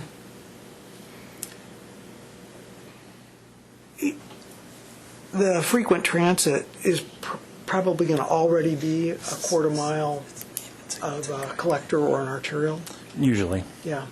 But I think it's good to say. There may be opportunities at some point in the future where that changes. Yeah. And it should be a consideration. But regional trail is different. Yeah.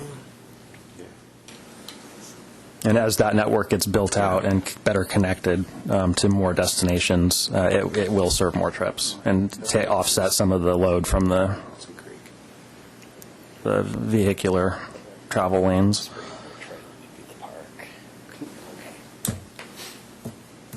Okay. That's what I got. Thank you for entertaining my... No, thanks for a run through. Yeah, thanks for all your diligence on it. So I guess the thing that's again we're talking about we've got high density, medium density, low density. We don't have a regional center density, and that's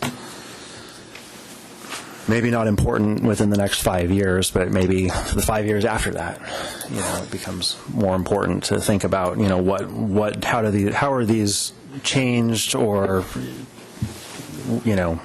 how do you qualify for an XL density over the high density? You know what I mean? Right. So I think the current zoning in the regional center for multifamily is it has a minimum density of 60 units an acre and no max. Mm-hmm. So how do you address that in our zoning code, that particular concept, and then make it attractive?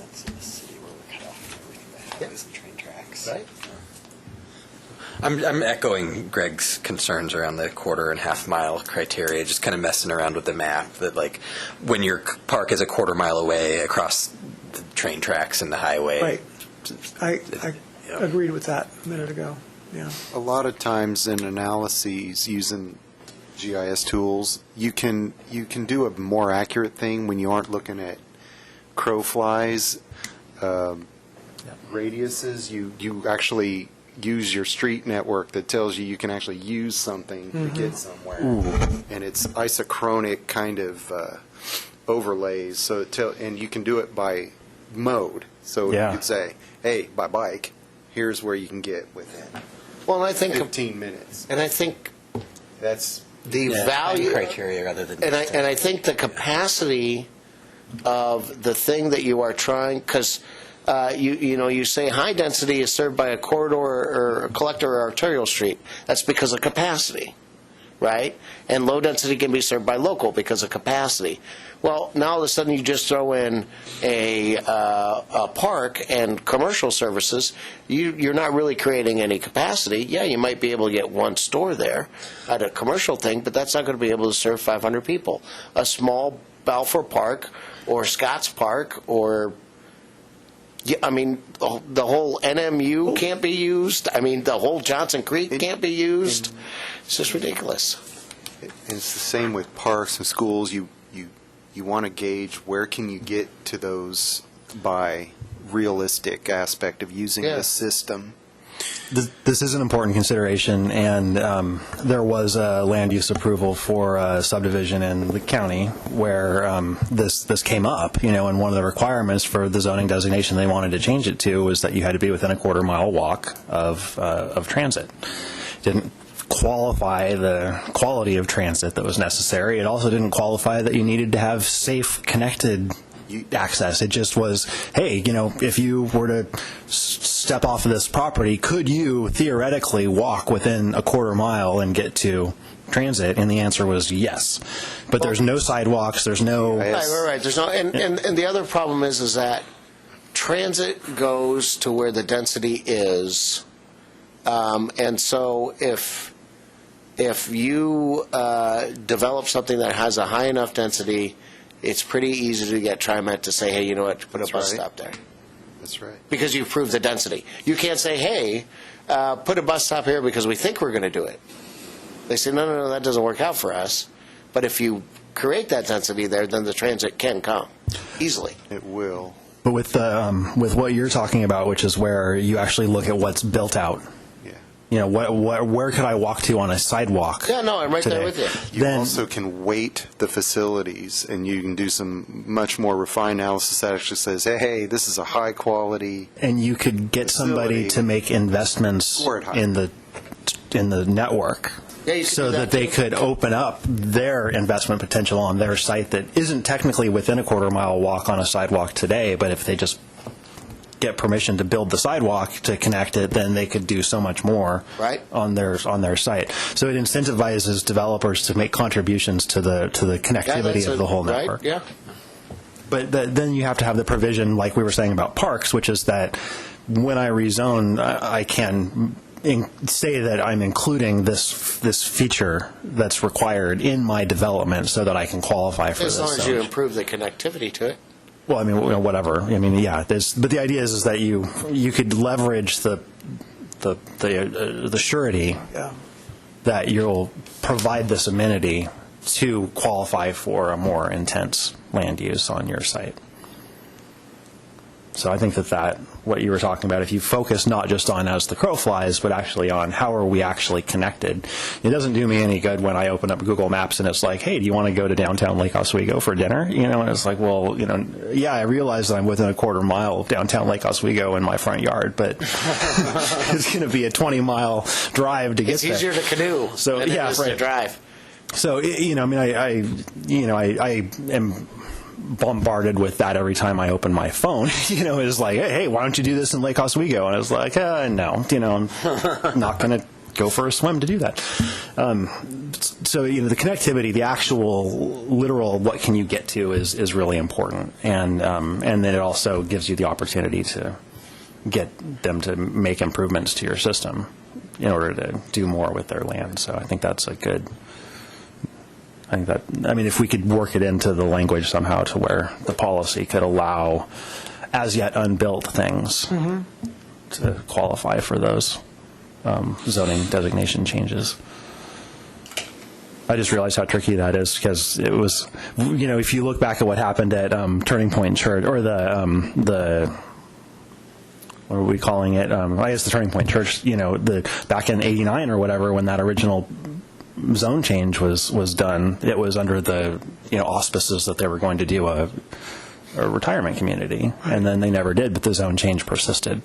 So that's what I worry about, is that you say, oh yeah, I'll build this park, and you get the land rezoned, you never build the park, and someone else comes in and buys the land, and they're like, I've got this HDR zone, and so I guess they would have to build the park, but that's the one challenge I see with that, is how do you assure that the thing actually happens? I want to look at what some other communities have done related to these, too. That sounds good. Thank you. Are we satisfied with our opportunity to discuss the Block 3 policies? Say we did. Any other planning department business or updates, Denny? I don't have anything. We're busy. I just got back from vacation, so my brain's is still a little bit on vacation. Yeah. I think I did pretty good listening. Ride that as long as you can. Yeah, I am, yeah. Planning Commission committee updates and discussion items. I'd like to share just one thing with the commission real quick, is that the Historic Milwaukie NDA had their meeting last night, and we had an opportunity to tour the Northwest Housing campus. And we get focused on what's next in here, and obviously the planning department does and everything like that. But it's just really nice to see something come to fruition and have a resource that's needed desperately in the community. And they're moving the first families in Friday. Wow. So that's that says a lot to all of the stakeholders that were involved in that. And some of them are in here and that kind of thing. So take a small victory lap, and then we'll get back to work on something else. Yeah. Good. Yeah. Thank you for sharing. Yeah. Anything else on the updates? I'll share one more thing just to throw it out there, because I had this conversation. So, Milwaukie Museum, Milwaukie Historic Society had a very huge, successful historic home tour on June 22nd. 80 people. We had got through about 4 houses. The big anchor was Fernwood. It was down in Island Station. And somebody who's on the DLC was on that committee that we worked to build that. And the Milwaukie Historical Society would like to extend its invitation to the city that if you need help with the historic inventory list, we are there to volunteer and help and provide any assistance that you guys may need. Okay. That's good. Well, Greg, when you were chair, you often sent us out with the note about MTV and for folks watching at home, and I don't get an opportunity to do that tonight. I know. So instead, I'm going to thank our transcriptionist, who's will at some point in the future be listening to this audio. Thank you. Thank you. Make a motion to adjourn. I motion to adjourn. Second. All those in favor? All those in favor? Aye. Aye. Aye.